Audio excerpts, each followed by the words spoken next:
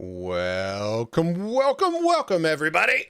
Anthony here with the Bulbaritos, bringing you a brand new live stream. And today, y'all are in for a treat.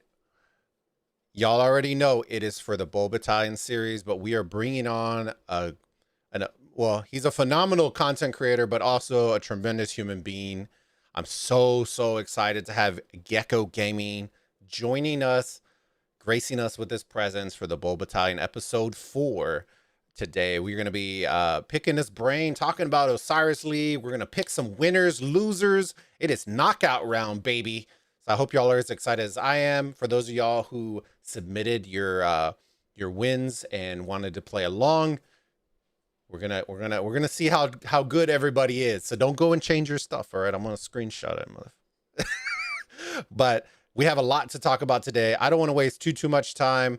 Thank you for everybody hanging out. Horseplay, Skywalker, Extra, and so many more. There's H-Town, Orale, way, and Baz and Zeus. Welcome everybody to the stream. Thank y'all for hopping in. We got a doozy today. I don't want to waste too much time because it's super late for GEKKO, or super early, I guess you would say. It's almost 3 a.m. his time. It is 3 a.m. his time. So let's get it rocking and rolling. I'm gonna hop in. Let's get this party started. All right. Give me 1 second. Let me fire up some music real quick before we hop on there. We got a little electronic music. Let's get this.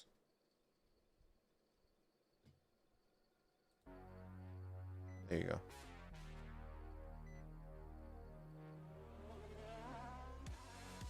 All right, I think we're good on that. There you go. Boom, boom. All right, let me get in here. This bad boy. All right, everybody's unmuted. All right, let me see. Let me flip over. Let's see if these cams are set up the way they should be, baby. Yes, and there we go. We are in it. We are in it, ladies and gentlemen. Hova's wearing his let's light that jersey on fire. And welcome, GEKKO. Welcome to the stream, my friend. Yeah, we're gonna have a good one. Thanks for having me. Yeah, of course. So I told my wife, I go, get me a glass with some ice so I can, pour a drink, have some fun. Look at this sus potato. She brings me literally the largest glass that we have in the freaking house. It's literally the size of my head. So now I guess I'm forced to drink a large Jack and Coke right now. But chug that shit. Hell no, dude. The last time we did, y'all know how that ended last stream. Come No balls. on now. No ball. No balls. All right, but GEKKO, let me actually bring it up. Give me a second. I need to bring it up on the iPad because I have the screens on that Discord. That way I can bring up the questions and all that kind of stuff. But man, how are you liking Osiris League thus far? Are you excited by it? Are you, you could care less? Well, I know as a content creator you kind of care about it, but what are your overall opinions? I'm not gonna lie to you. This season's been a little weird for me. We kind of touched on it a little bit earlier, off camera, which I feel like the best words that were brought up here was it's really watered down. It feels I'm very disenchanted with this season. It feels to me that to an extent Lilith went for the more the better, so more people are happy being able to get once a week 10 sculptures or something like that for the early stages. Yeah. And while there are some matches that I saw you guys casting and I saw other creators cast, I haven't casted a single thing yet because I'm like, I think you need to sift through a lot of garbage to find the one gem perhaps, and even then it's like not necessarily it's not necessarily the best situation. It's, I don't know, I'm a little disenchanted with this stage of the season.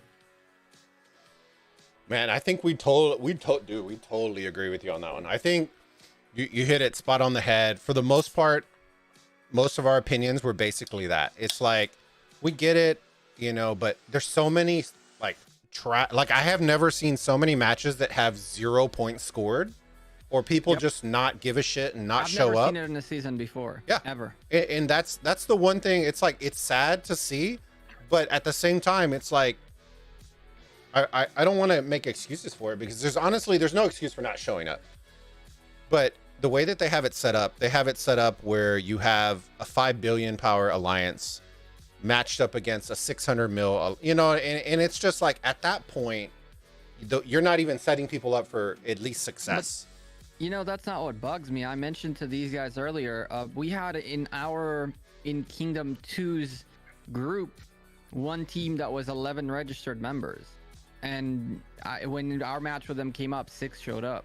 So I mean, if there is no minimum, like, again, it feels like this early stage is kind of just give people chances to get participation rewards, to get the little sculptures a week and all that. It's not really a Cyrus League per se. And obviously you can see it now that we're reaching the playoffs. To make it to the playoffs, that the matches might start getting a little bit more interesting. Yeah. There's bigger amounts of teams that deserve to make it to the next stage than ever before, so it's going to be kind of interesting to see.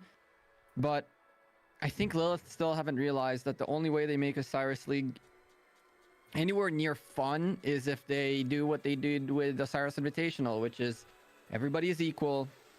Strategy is all that matters. Those who want it the most are the ones who are going to get it, because they're going to practice more, because they're going to do more. And that will make it so that even a 900 kingdom, a 1,000 kingdom that really wants it, can be an Osiris League champion by putting in the time and effort, right?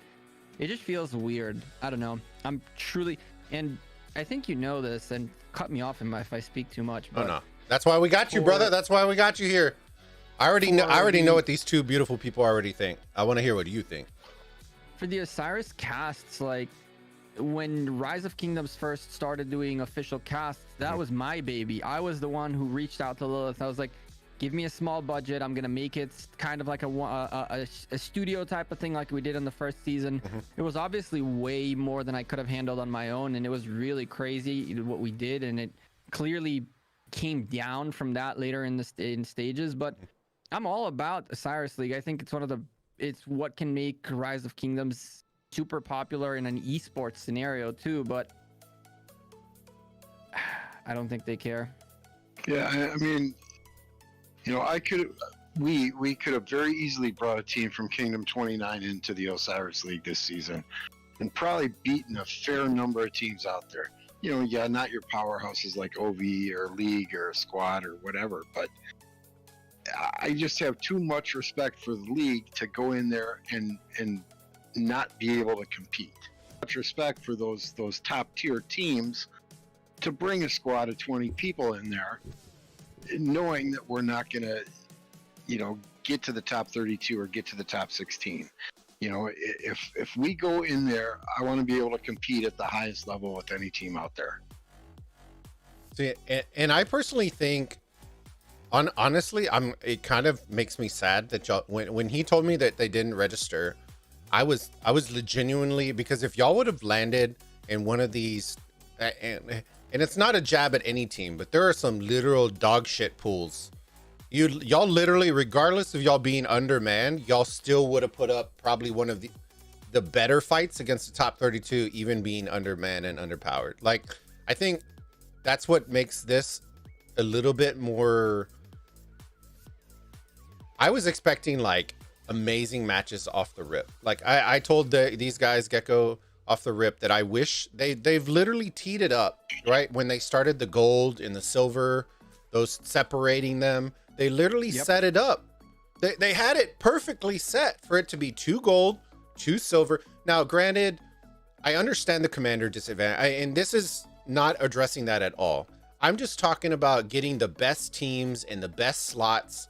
And, I know we talked about this, about tiering off rewards, stuff like that, just to give incentive to come back to old kingdoms, because that's where majority of the big Osiris League teams are going. They moved back because they thought, but then they found out with the whole, but we won't dive down that rabbit hole, at least for now. But I thought they were going to, it was perfectly teed up, 2 gold, 2 silver. You have 4 realms. I just didn't understand,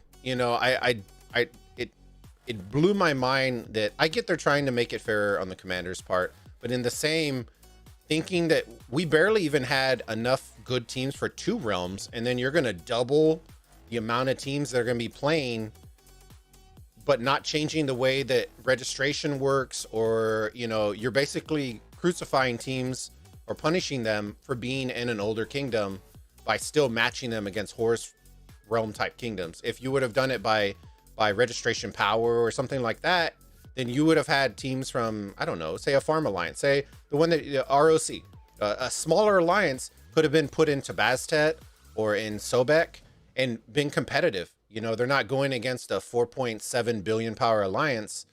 You know, they're going against teams that are probably going to be in the same stats. But I know the commanders come in and all that kind of stuff. But I just think, you know, I think the way that it's set up, I hope they don't do the same selection next season, because if they do, this is just going to continuously get watered and watered and watered, and that's unfortunately. I don't think they care. I think at this point it's just like, let's make as many people as we can happy so that they can come in, and I don't think that's a bad thing per se.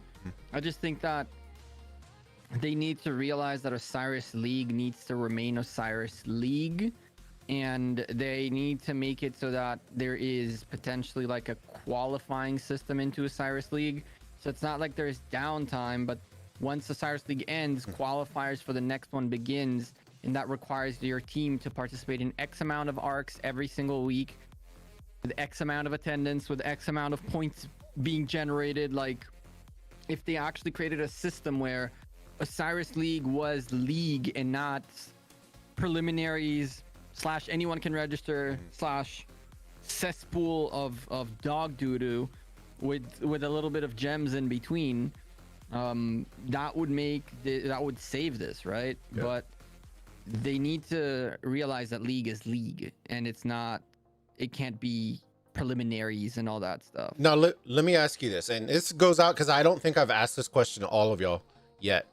Would y'all, now I don't know how the math works and all that kind of stuff, because I'm just not thinking about it right now, but would y'all be opposed if they lowered the amount of registered teams from 512 to a lower number, but then increase the amount of because it's going to shorten the timeline if they increase the amount of seasons that are then played? So similar to like KVK, you know, y'all know how they're decreasing the time in between KVK, where it's almost absurd.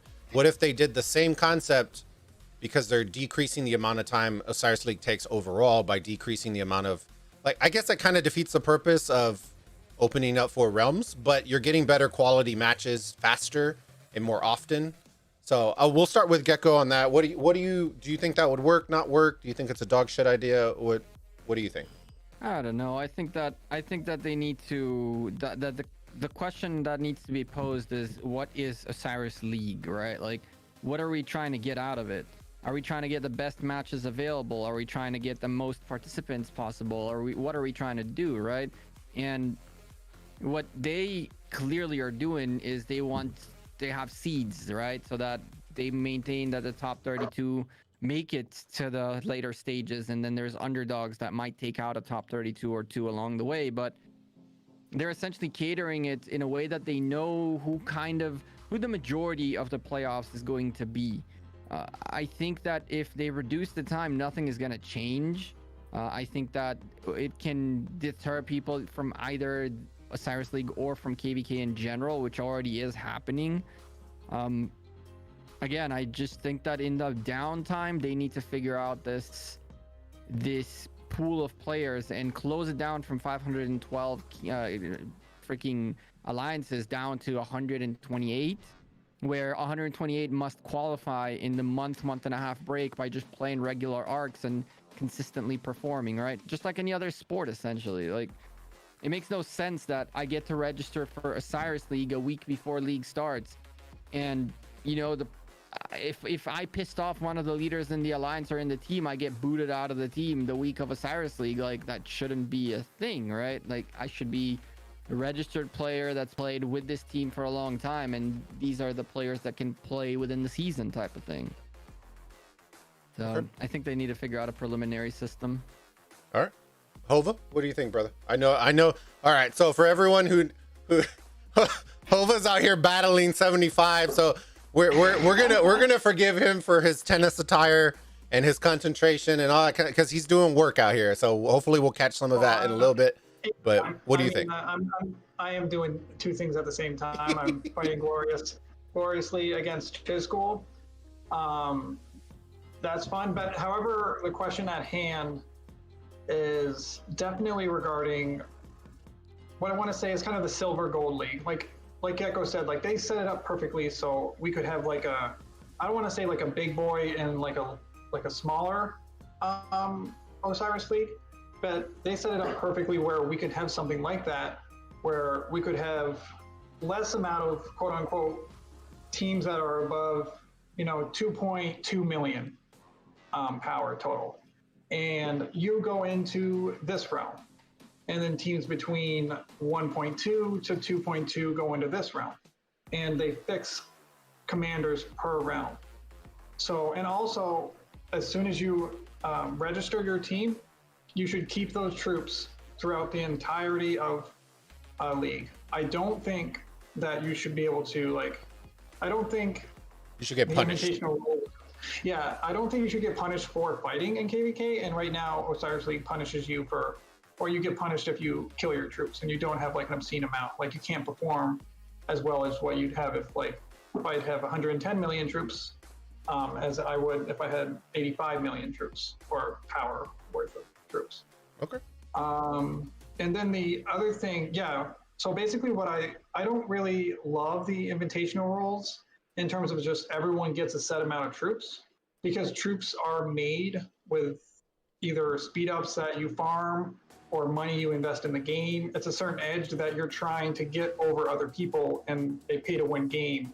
So I do think that's important to keep for certain teams, but I do think it'd be nice, like at the beginning of league, that if you have 100, or if I have 3 million archers, and then I go into KVK, and then I kill 2 million of them off, I'm left with 1 million, and I can't really swarm an altar with 1 million archers.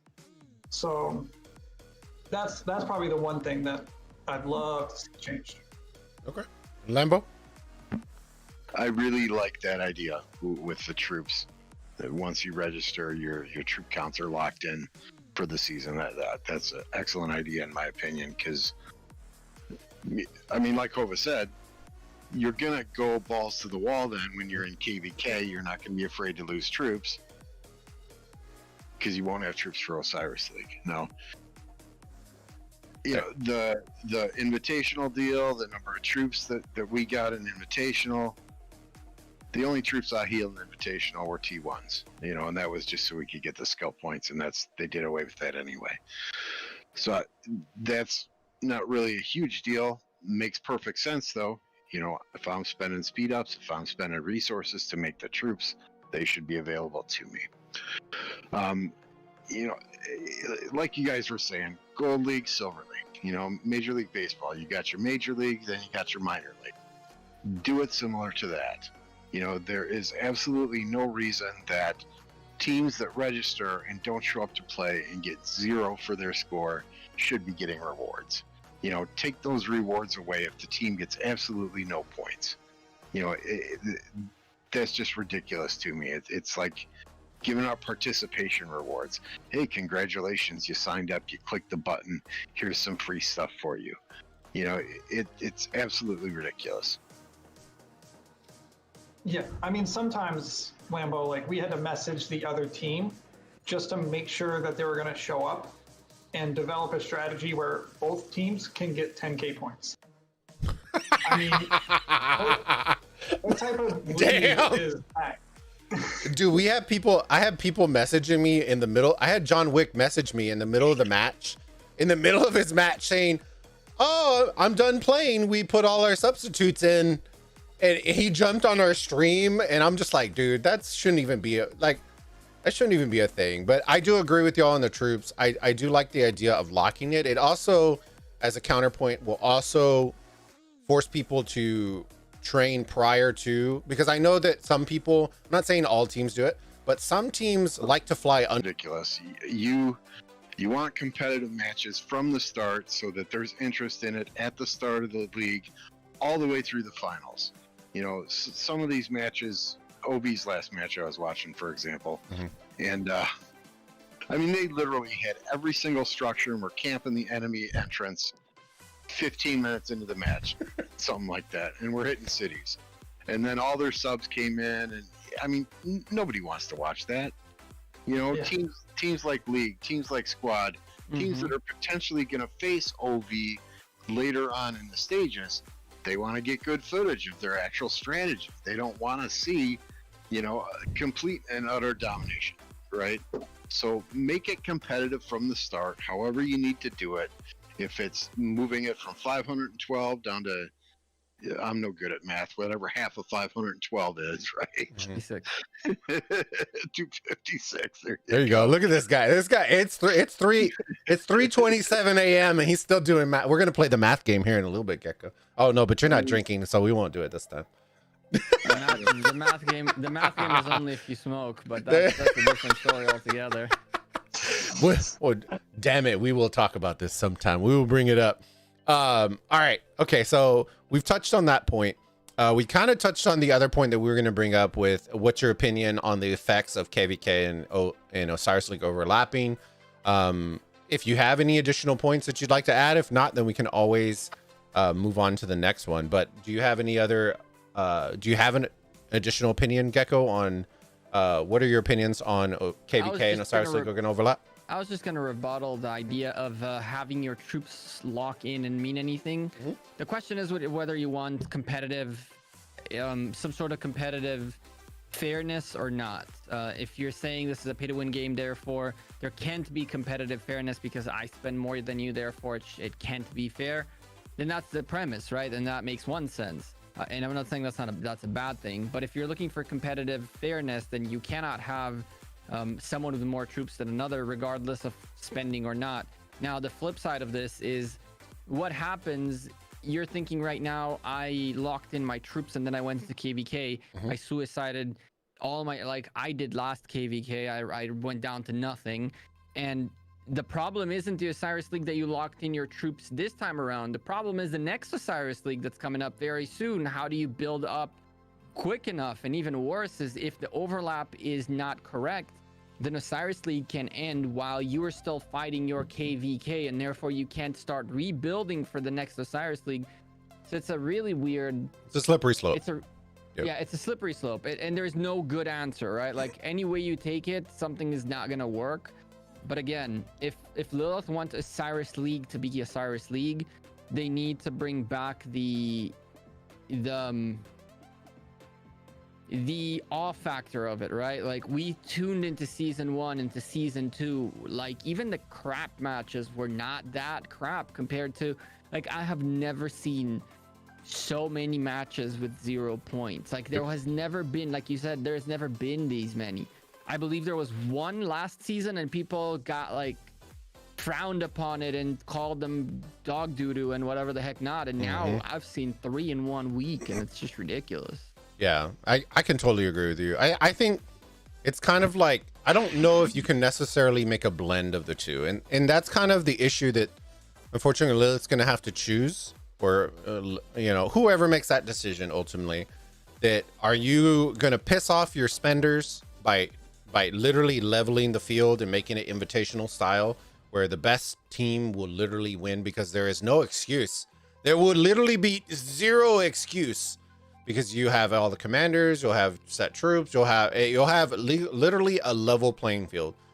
But at the same time, I also think that will kill it on the spectator side, because there's only so many, like, I'm not saying that people aren't creative. There's people that are great game planners, they utilize skills. OV is a perfect example. They utilize the skills and, you know, they really, really do dive into it, but not, I would say 95% of the teams out there don't do that.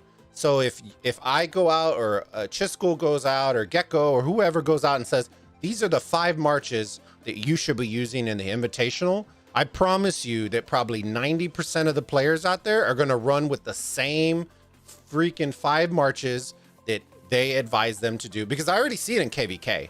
People are like, what the hell? People are running with Trajan? And it's because they saw it in a video that somebody used in Sunset, and it's just like, and we won't dive into that rabbit hole, you know, but I think they either need to go one way or the other, because diving down the middle. Counter your argument? Go for it. Go for it. I would love it. Go ahead. I think that creativity is as short-sighted as it is allowed to exist, right? So obviously you look at the best example was V636 against OV, which they beat them, right? Nobody's managed to beat OV until that point. And it's not that V636 did anything special. They all did the same strategy, they all used the same commanders, they all did everything, but what the difference was how much you want it and how much you play for it and how hard you play for it. And I think that once you get to a point where everybody has the heart and the willpower and the hunger that OV has, that HKL had, that JWM had when Boss was around. I mean, I want to remind you that in season 2, we made it in Osiris in JWM 2 all the way to top 4, and we didn't have, like, this was times where everybody was 4-5 until Takeda rallies out. We had 1. Everybody was like the best garrison out there, and I was garrisoning main garrison with Richard Julius Caesar. Nobody had ever done Richard Julius Caesar before. Like, how on earth? And we made it to top 4. We beat teams that had the best garrisons out there. But we wanted it. We wanted it more than every other team that we faced up until HKL. And I think that once you get to the point where enough teams want it, that it doesn't matter that everybody's going to use the same marches and the same strategy and the same everything, because you'll notice who wants it more, because they will do these little, very, very small changes that are counter strategies to their oppositions that's gonna make this remarkably fun. And this is why I loved to watch V636 and OV, because they both knew exactly what they're gonna do. They both had exactly the same thing. They mostly used the same troops, but you know, each had their own little zing, and when we saw it in action, it was super exciting. Okay. So, well, I was going to ask you a question, but I think you kind of answered it, because I was going to ask you from the side of content creator, because your fellow content creator, when I was casting the Invitational, the problem that I had was if it wasn't a top tier team, okay, and they didn't have the V636, the OV, the dedication and the strategy to it. All I saw was 60 Attila Takedas, 60.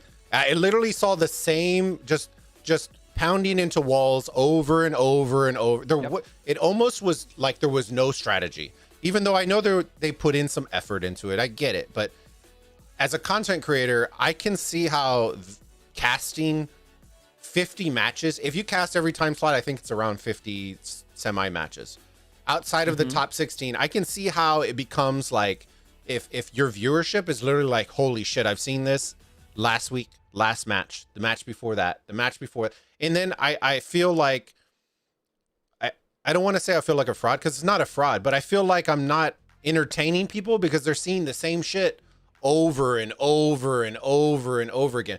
So my question for you was, as a content creator, if you're casting these matches outside of the top tier, the OVs, the V636, do you think it would actually hurt the Osiris League by casting so many redundant matches over, like, or do you think it would have so many variations in it that you just really wouldn't notice?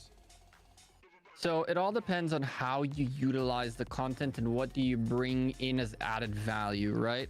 If you are the creator that comes in and the majority of the content in your cast is essentially the match itself, then you're already set for failure. And the reason for that is because anyone can spectate a match, or anyone can just mute you and watch through your screen, right? So my counter question to you is, why do I need to listen to you? And why are you here? Like, you can literally just, and I did it.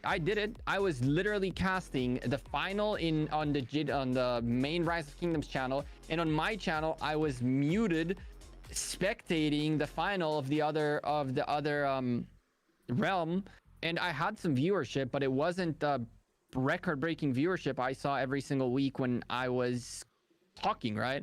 And the reason for it is, as a creator, you need to bring added value. And you can watch the same match 10 times, but if your added value is diverse and is fun and is entertaining and is informative, then nobody will even notice they're watching the same match.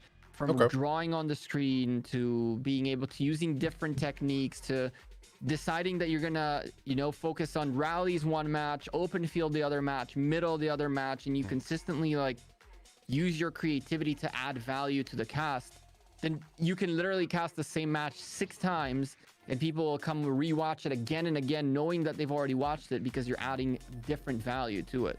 Okay, I like that. I like that. Lambo, thank you again for the $5 super chat. Chug that big ass drink, dude. I'm trying, bro. This is literally like a half gallon, bro. I'm gonna have to piss. No balls, so. No ball.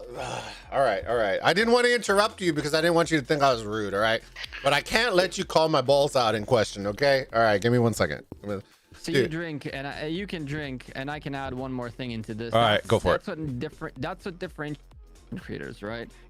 Everybody thinks it's as easy as turning on the camera and just talk, right? And some do it, some think that they can do it, and others don't only talk, but they do what you do, right? What I do, which is bring in the drawing thing so you can draw on the screen. They have their own style of casting, which is very, very unique. A lot of the casters don't. I look at myself as like a soccer/football, if you live in the rest of the world, commentator. I talk non-stop throughout the match. I never have a dull moment because I want to keep that's the kind of stream that I want to bring in. That's one of the hardest things. I will say that. I don't want to cut you off, but I will say that, especially this season, that is one of the hardest things to do, especially when you have a shitter match going on and people are getting wrecked. Like having to entertain somebody for the next 45 minutes when all you're seeing, we literally saw Lohar garrisons. That's how shitty some of these matches were. And I'm sorry I cut you off, but I had to bring that up because that is one of the hardest things. I know GEKKO does it, like the improv part where when all shit hits the wall, where you just got to like make a meme out of it or joke or talk or do whatever, make filler. That's so hard. I didn't cast, I streamed my own match where we got completely wrecked, right? Like last week, we got completely and utterly wrecked.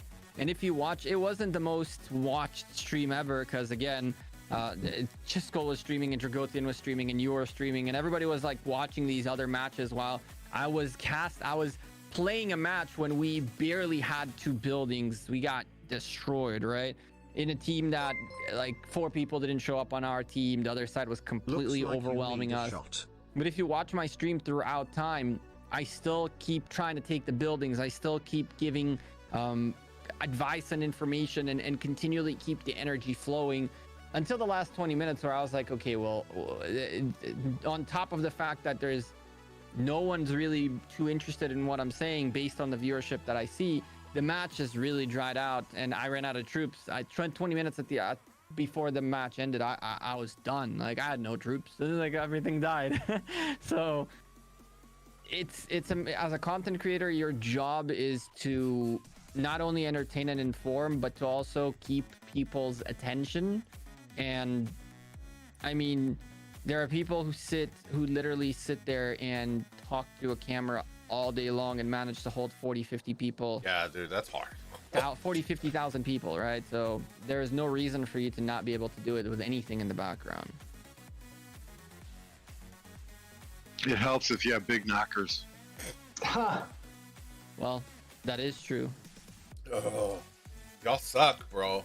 Oh my god. Not y'all. That whole drink, dude, y'all literally called me out. How the fuck do you call me out and not expect me to accept the challenge?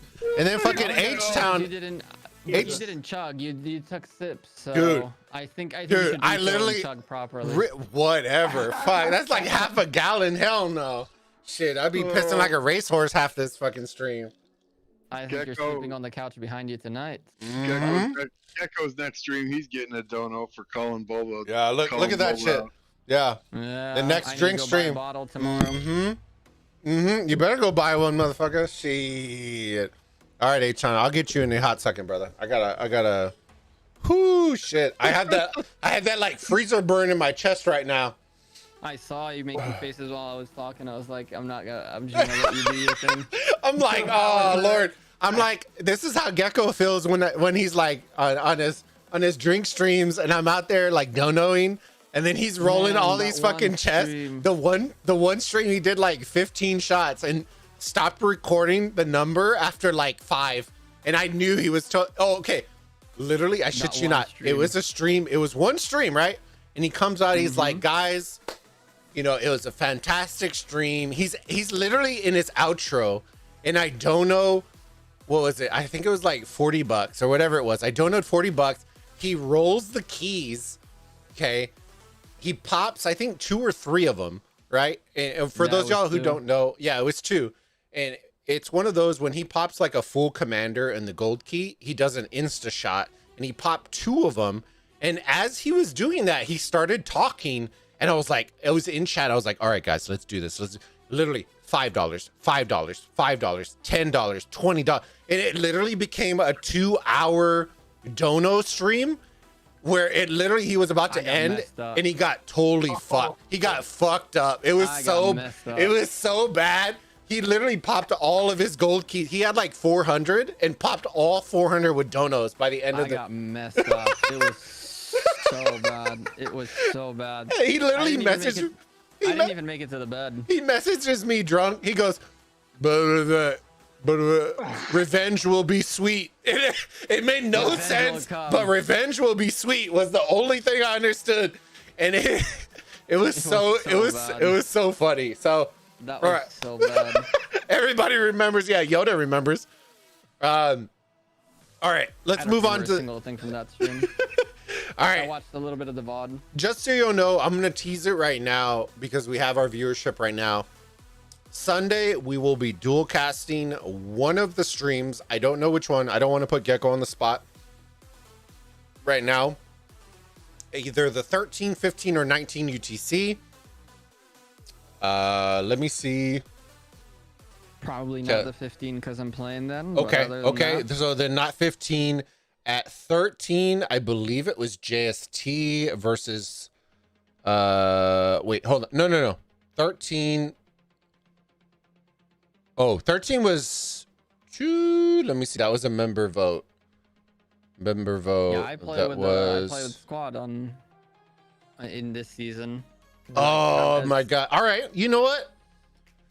My members are absolutely sus. This is the second weekend this has happened where we have literally ended off at a tie for the 2 matches. So I'm going to let Gecko choose. Either we're going to do the 13 or we're going to do the 19. I think 13 is going to be a lot better overall. Let me see. 19. Yeah, I think 13 is going to be overall the better one. So I'm going to let Gecko, our host, choose which one we're going to do. Is 13 work for you, brother? I don't want to put you on the spot. Does 13 work for you? I think so. Okay. Well, we'll talk about it off stream. So it's between JST and 351C or the 1V versus LV match. I'm going to let you choose. Honestly, I have no clue which one of the 2. I'm looking at the schedule. I have no clue.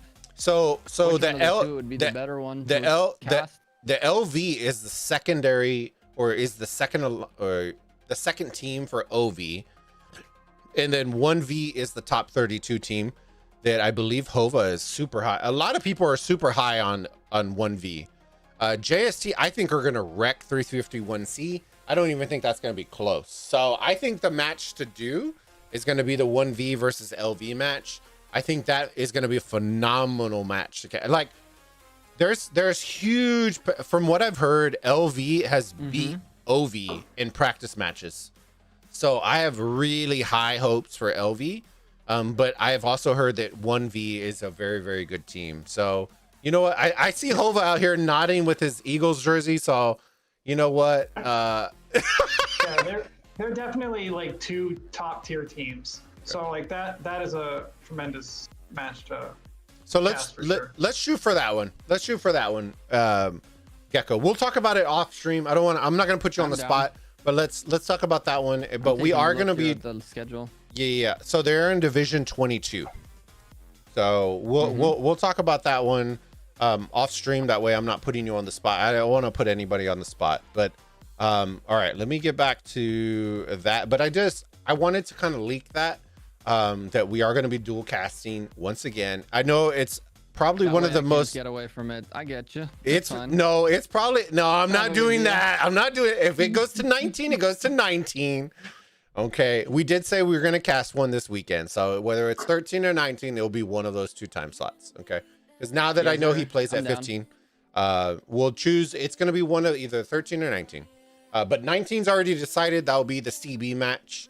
So we'll be dual casting one of those because I know it's probably one of the most highly requested things.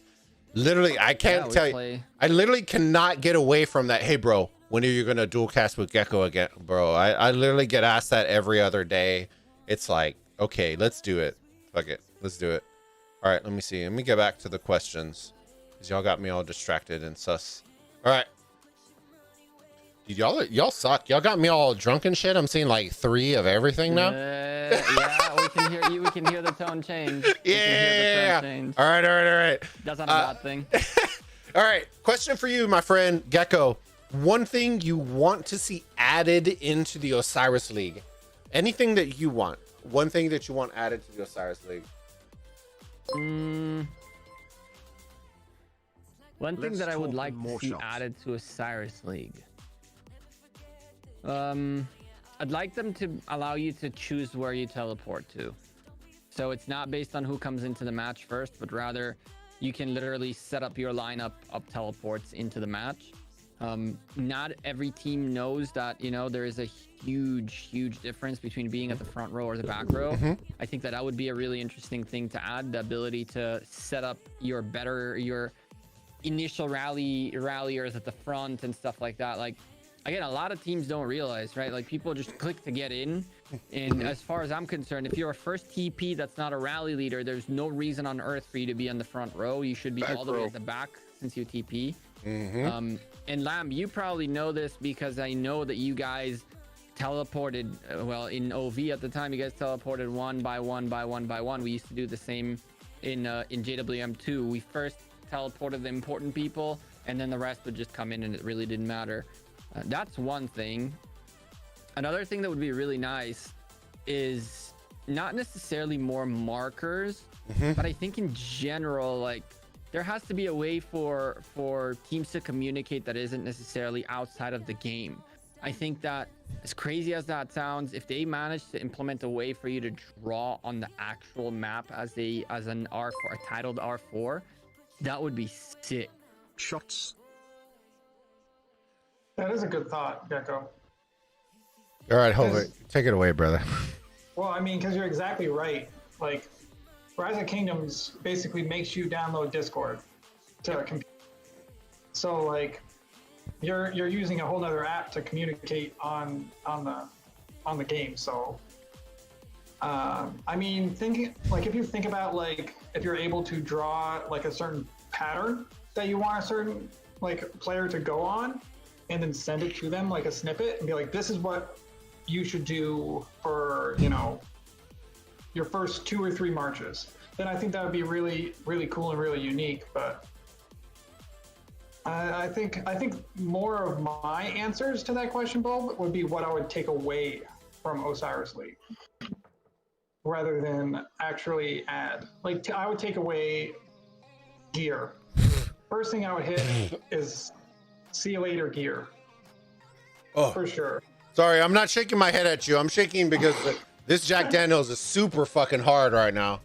I'm confused. You literally just advocated for troops since you're a pay-to-win player to have more troops, but now when it comes to equipment, that's not. How does having more troops is better than having equipment? So the reason why I say this, Gecko, is because, like, you can have different, like, I want to say there's a lot more heroic anthem gear out now that can make a serious difference in Osiris League than, let's say, the revival set or something like that. So, daggers more as web. Some people, I think we all have access to the drum, or I forgot the drums and the Seth's Call, I think it is. through I forgot which event it came out on, but I really think that if we take away gear, I do know that like I don't want to be a hypocrite where I say like I really want a pay to win advantage for troops or something like that, but I don't want it for gear. But I really think that we should find some way to find a middle ground, and gear would be a good thing that we could take away. And then the other thing obviously is the teleports. I mean, we talked about this before, but Take away teleports, no teleporting out. I mean the whole teleport whenever you want with your marches out. Sorry, I forgot to elaborate on that. How we can just teleport now with marches willy-nilly. Like I had a rally, and this is a whole mechanic. Like I had a rally set up, not moving towards the city, but like preparing in my city, and I could teleport to the other obelisk, move my entire troops in my rally, and then I shotgun the rally right in front of the city's face. Unless you're that team that we casted last weekend that had Lambo's blood pressure literally about to have like a fucking stroke, where they were underpowered by 800 million power, right? And they took the fucking obelisk in the first 5 minutes and they didn't teleport forward. And then they lost by 25,000 points. Bro, it was 3 a.m. and I could not go back to sleep because I was so triggered, bro. I think it's a matter of, again, wanting it. If you want it enough, then you don't let that kind of stuff happen. I can tell you that in my K2 team, which is relatively fresh, right? What happened in K2 is essentially like UCS is the top tier. You have A10, which are pretty good too, and then pretty much like it kind of falls off. People don't really care too much.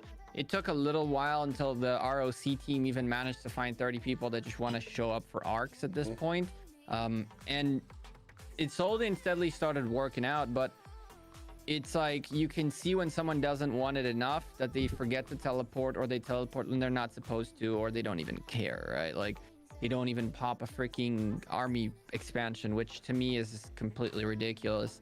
Let me tell you this, as far as I'm concerned, people hype up their own kingdoms and hype up their own teams and all that stuff.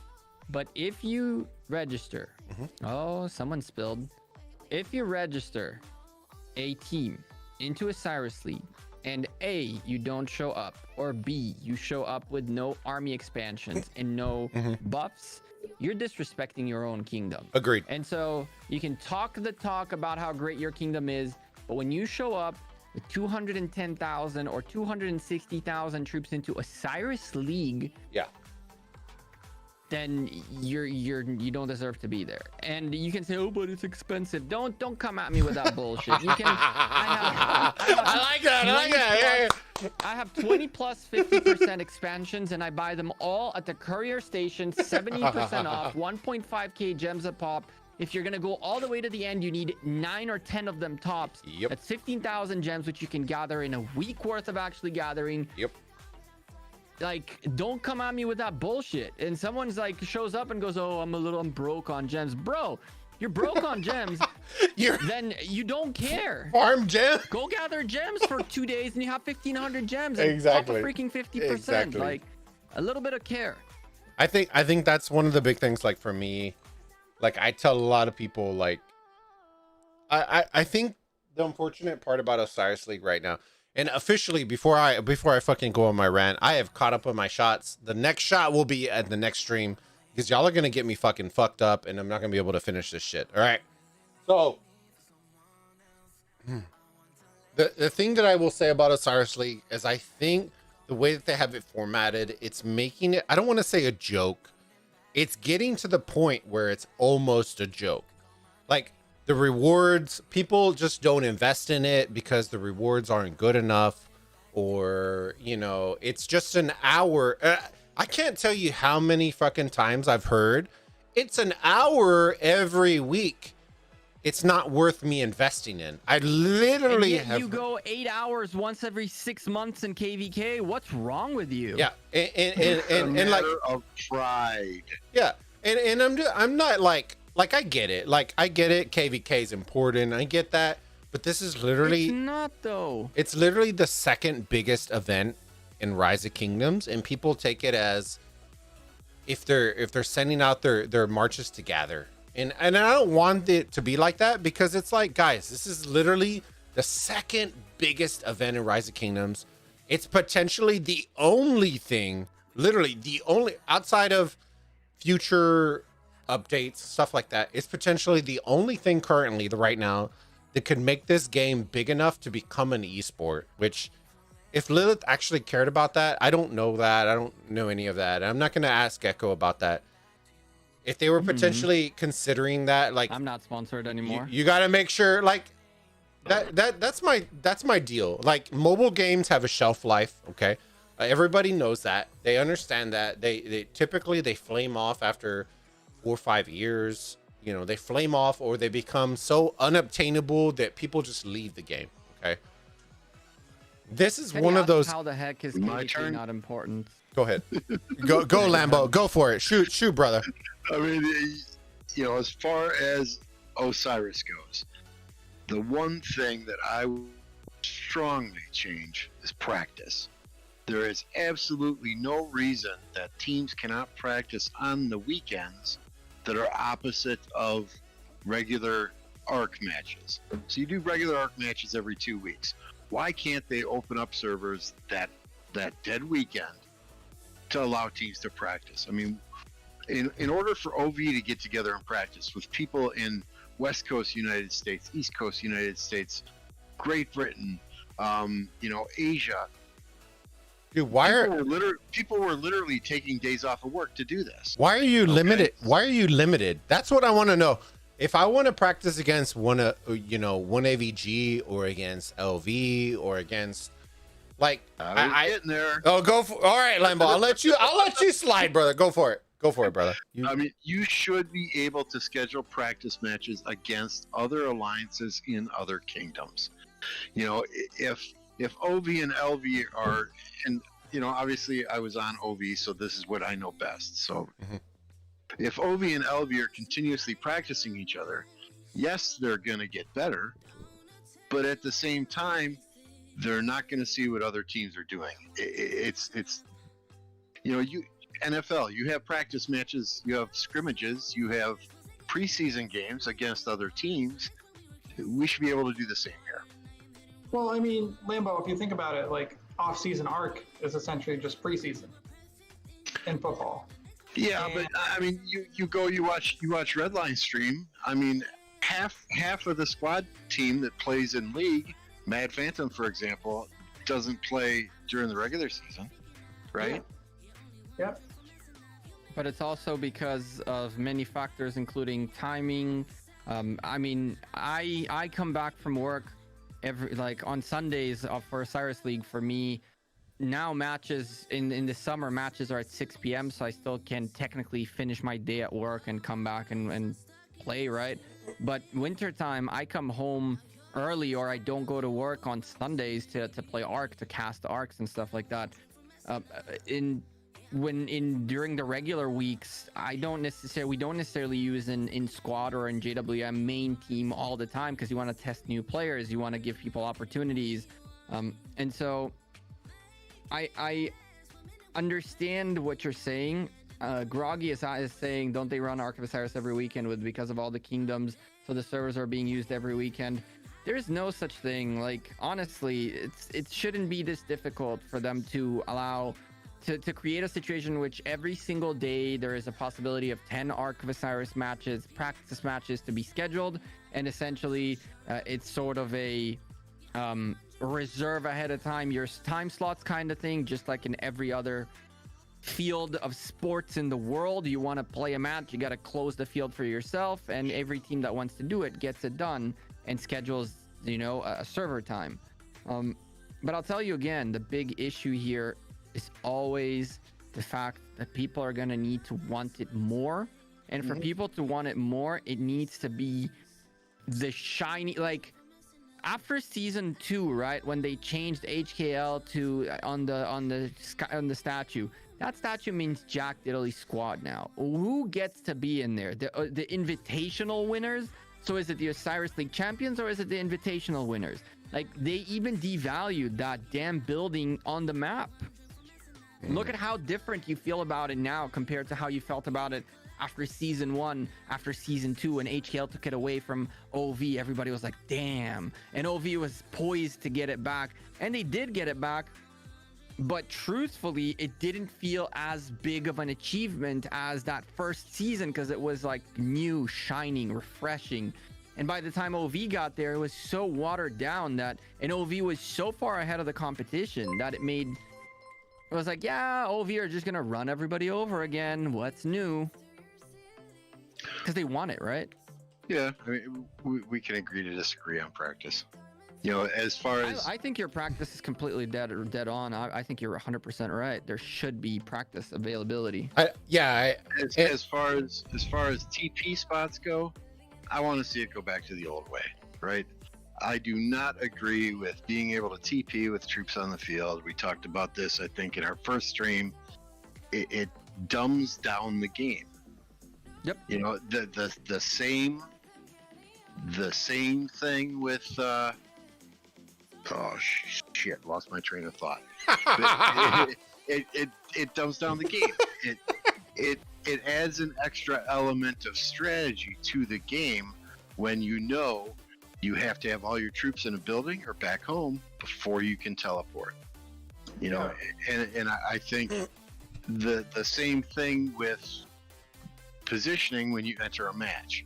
It adds another level of strategy to the game. Now, maybe set those teleport positions when you enter a match on the setup screen so that you have your specific players in specific places.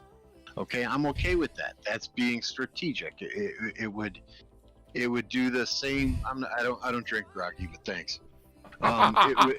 No, look at Chisco's comment. You know that's not Chisco, right? Chisco's like, Chisco. Oh, that's not Chisco. Is that not Chisco? Nope. Okay, nope. Okay. I don't have him. I don't have him as a mod, so I don't know. Okay, all right. Chisco's verified, and people are changing names and stuff like that. Okay. I don't know how they're grabbing the same names. I don't have Chisco mod. I don't have Chisco as a mod, so I don't know if it's him or not. But go for it. All right. Yeah, I mean, you know. Yeah, you were absolutely correct and spot on, Gecko, when you said, yeah.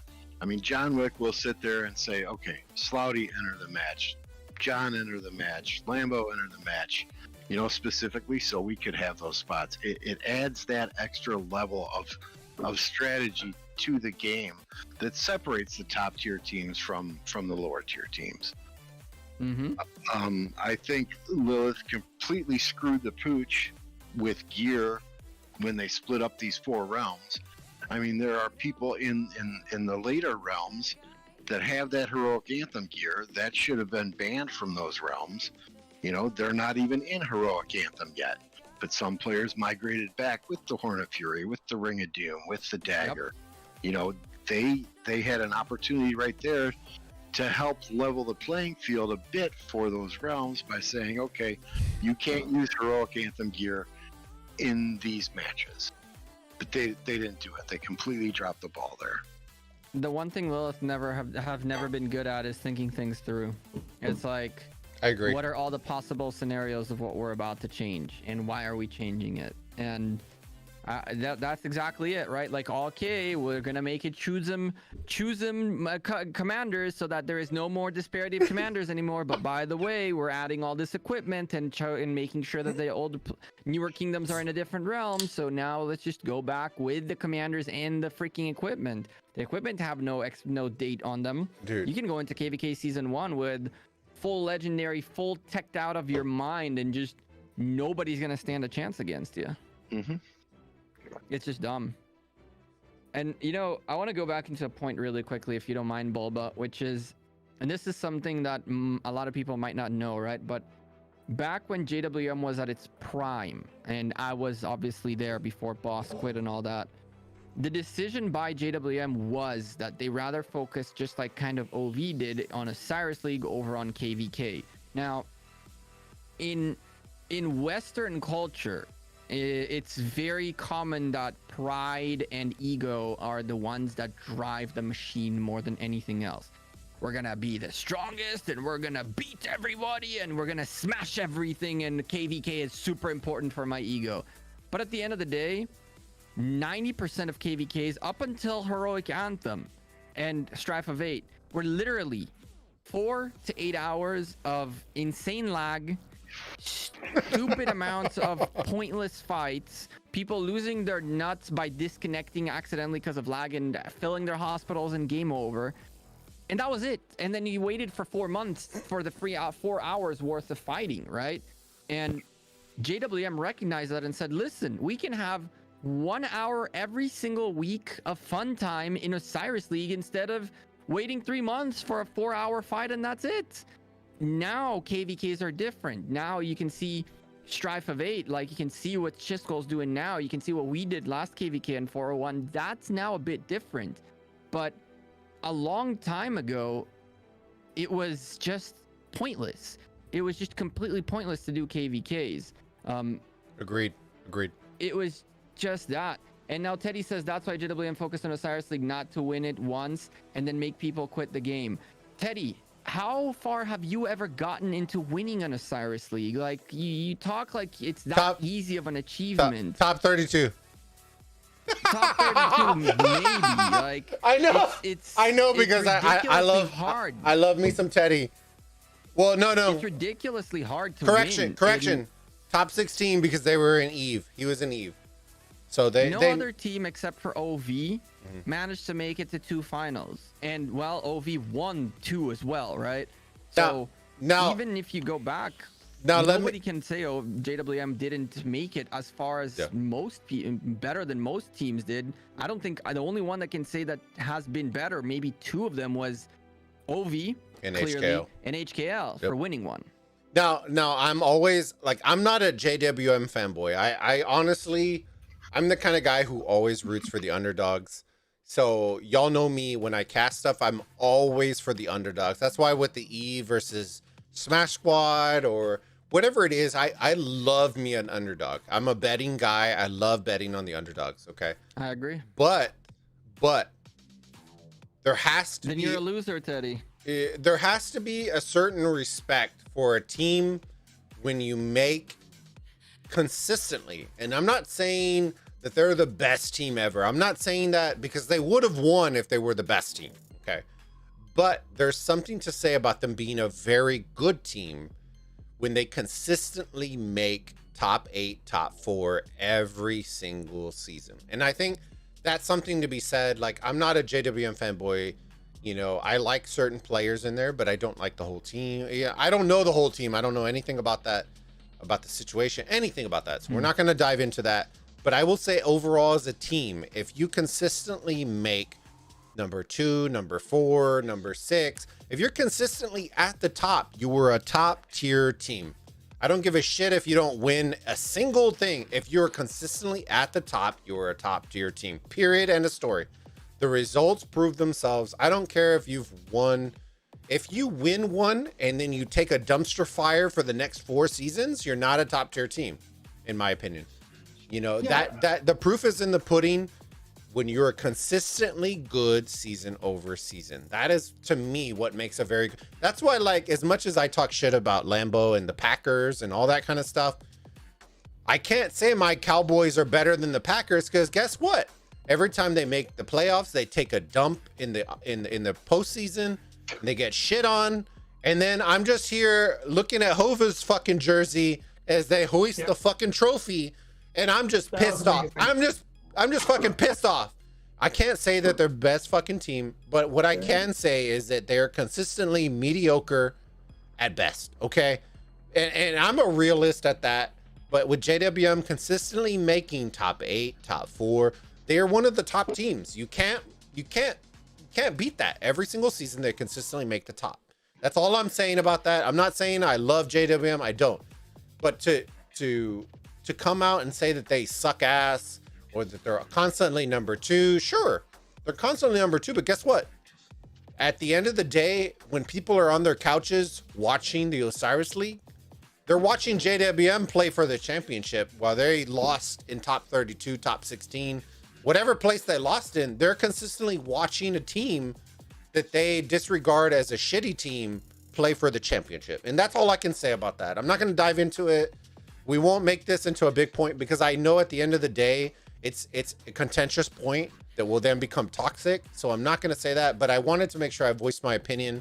We're going to move on because we are already an hour and 10 minutes in, and we still haven't touched into the second point that I was going to ask Gecko, which is the fucking other point that I know somebody brought up, which is the number one thing you would like to see removed from Osiris League. And this is only for Gecko.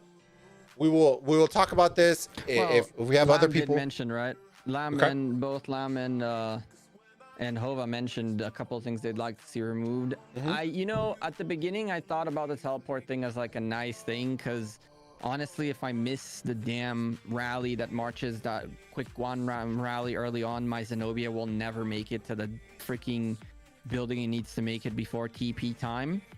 So I was like, hooray, this is good. But it was good because it made it dumber, right? It's like it's much simpler now to just teleport and whatever, bro, just do your thing. I do think that you're right that that teleport should go back to what it was before. And I also think that they need to figure out how to make I think that the skills in general, the whole skill system needs to be revamped. If you ask me, it should be some sort of a veto system, kind of like a draft system of skills, where in the beginning of the match, on the 3 minutes of the beginning of the match, there is the team captain, whoever that is, like the R5 or something, R5 versus R5, all skills available, and each can pick one that the other one can't, have a good enough variety of counters and stuff like that, so that because nowadays it's the same thing that you said. People use the same exact skills at the same exact time, at the same exact thing, doing the same exact shit. And so they're really meaningless. But if you make it so that it's kind of like I don't know if you ever watched the League of Legends professional match where they veto a couple of champions first and then each picks one based on a certain pattern. All of a sudden you're making the skill system now like ridiculously interesting because first pick is super important, but at the same time, first pick gets 1, second pick gets 2. So now do you want to be the one picking the one good skill or the 2 remaining ones? And that can add a really interesting factor to it. I think the skills are not really. I think they need really adding too much. They need to add more, but not enough. Correct. And I think we've touched on that, and I've made the suggestion. And a lot of people, when I make the suggestion of. And I'm glad you brought it up. The League of Legends, literally, you could set it like that. Like I'm telling you right now, a lot of people say that there isn't a big enough commander pool, which, okay, I can kind of dive into. The graphic I made had 6 commanders, either 3 protected, 3. Can you imagine banning commanders? Yeah, ban it, like ban and protect. That'd So 3 bans, 3 protects, you level out the field. Okay. Now keep in mind, I'm talking about leveling out the field, but capping off, like either you cap or don't cap. I think troops, they either need to be locked at the beginning of registration, or 2, you need to have it capped. Okay. You need to have it where it's capped or it's locked. It's one of the 2. It doesn't matter, honestly. I think if you're trying to play in more favor of the pay to win, you would cap it at the registration, because then it allows them the opportunity to train as maximum amount of troops to cap off. That way in KVK, if they get zeroed, it doesn't make a damn difference. Okay. But the commanders has always been the issue. I think if you take a ban and protect type system, and I've made graphics for it, the commanders are constantly expanding. So I think the pool will be big enough next season, honestly. Where if you do a 3 ban, 3 protect type system like League of Legends, I think that makes every single match interesting. Now, I will say, I don't like the idea of it being 5 minutes before the match. I think it needs to be the day before. If you're going to do all the matches on Sunday, it should be Saturday that you do like a quick hour long, like we could make content about that where we're literally in the match, like, oh guys, it's ban and protect. We're going to do these 5 matches. Here we go. They're banning this or protecting this or doing this, so on and so forth. Yeah, but it's kind of tough. It's kind of tough. You got to remember that you don't want to take people's time too much, right? Like, I get it. Someone's 1 hour on a Sunday is already kind of hard for people to get together. Now you're telling them Saturday 2 at a certain time they gotta, or the captain's gotta be there. It's like, I think most captains are going to be on the game. They're going to be on the game. Like, do you think Mad? Do you think Slouty? Do you think? I promise you, if you tell them, hey, you need to be here at 13 UTC, all across the board, like we are going to be doing ban and protects across the whatever it is, they will be there. Dude, they're literally taking off of work to play KVK. I think they can afford an hour to ban and protect or do it. I have a question. Go ahead. Go for it. I have a question. Which, to all of you, which 3 commanders would you ban out? I would ban Attila. I would ban Belisarius, and I would ban Zenobia. The reason, okay, so hear me out. The reason is, I think for a fact, no, hear me out. Before the Archer meta, okay, I don't think people knew a damn thing of what rally to send if there wasn't Attila Takeda. Okay, and that's being realistic. Of all the casts I've done, besides this season, if there wasn't an Archer being sent, it was nothing but Attila Takeda. I think that's like the monkey wrench in the system. If you take out Attila Takeda and you're forcing people to have to focus on Archers, it then shifts where the meta is going to go in Osiris League.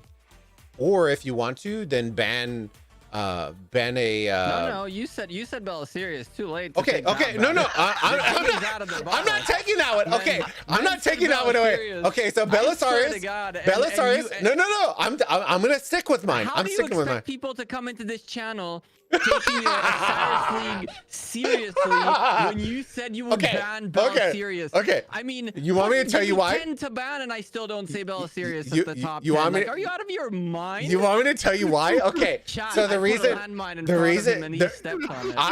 I'll blow my shit up. All right. I've said this multiple times. Okay. So before everybody fucking flames me because Gecko's bringing his Gecko minions into the fucking chat. The reason that I always say Belisarius is because the best, and I will say this, the best arc runners in Osiris League are always either using one of 2 things. They are either using Belisarius or CC or CC. So my opinion is, if you're going to affect middle and the ability for them to run the arc, you were going to take either one of the 2 out. You're either going to take Belisarius or you're going to take CC. I think CC may affect a little bit better, but because of the break-offs and stuff like that. But I will say, for the most part, when I've seen top tier teams running the arc, it is always Belisarius. And before y'all fucking laugh at me, look at John. John ain't running with no fucking Richard. He ain't running with, an Ethel. But John is only running that because he has 15 other people in the middle with their AoE grinder where he can put his Belisarius and not care about it. Let me ask you this. If you're playing it against... I wouldn't even have Belisarius if he didn't know he could. He'd literally have a Richard freaking Charles Martel carrying the arc if he needed that, but he knows he can take the quick-paced Belisarius that has nothing but speed to him. Dude, I would pay. He's not gonna get caught. I would fucking pay to see John Wick run the arc with Richard. I am shitting you not. If I saw John Wick, what happened? Slouty would fucking zero him if he took Richard. Exactly my point. I'm telling you right now. Go for it. So I'm thinking about one of each type. So I would ban Art for sure. Artemisia. Okay. She is way too OP in the middle. Okay. Absolutely crazy AoE with her force skill. It's too much. I would ban Richard because he's just trash in all facets of Art. Anytime I see a Richard March, I'm like, what are you doing? So that's gone. And then for Cav, I mean, honestly, there's not a lot of, because Attila has, has his uses. I know what he's going to say. I mean, Takeda, I see a lot of Takeda primaries, and I'm just like, okay, you're increasing normal damage, but you're not really doing a serious debuff. So I would probably take out Khan. Oh! I thought you were going to say William. Bro, I literally put it in the chat. I was waiting for the William. I was waiting for the William. I'm like, dude, I literally have been sitting on the William shit. What is this podcast I got into? This one says about Osiris and the other one says Khan. I don't know what I get into. So wait a second. All right, go for it, Lambo. Yours. I'm banning 3 commanders that the other team cannot use, correct? Correct. Okay. You can't either, though. Oh, fuck that. They're banned. All right, go for it. Go. I mean, I guess I would say Zenobia. Okay. Guan, and then YSG. Okay. Hey! We have a champion. Yes! We have a champion. That's why we have him. Yes! All right, Gecko, you're... How on earth both of you don't say YSG? You want to influence the middle? Hey, get rid of YSG. I'm trying to beat the. Five marches in a huge circle. What are you talking about? I'm trying to beat the champions here. All right, I'm game planning for the champions. I don't give a shit about Toby. John you took away Blow. his Bella serious. He's like, cool. Let me just proc AOE with my Guan and my Oh my. Do you know how fucked up John Wick would be if you took away his Osiris? Dude, bro, he would be. John Wick is only an arc carrier. The only reason he can carry arcs is because he has a full middle team that is a meat grinder. That's in the fucking middle 5 minutes before the arc spawn. If he didn't have them, he wouldn't be an arc runner. He would be only a runner because he wouldn't even see an arc. Like. All right, Gecko. What three marches would you ban out? All right, tell me. Or YSG what 3? For sure. Okay. YSG for sure. Okay. No question about it.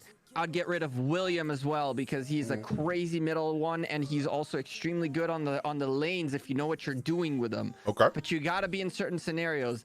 And then if we're going with infantry, then it would probably be Guan.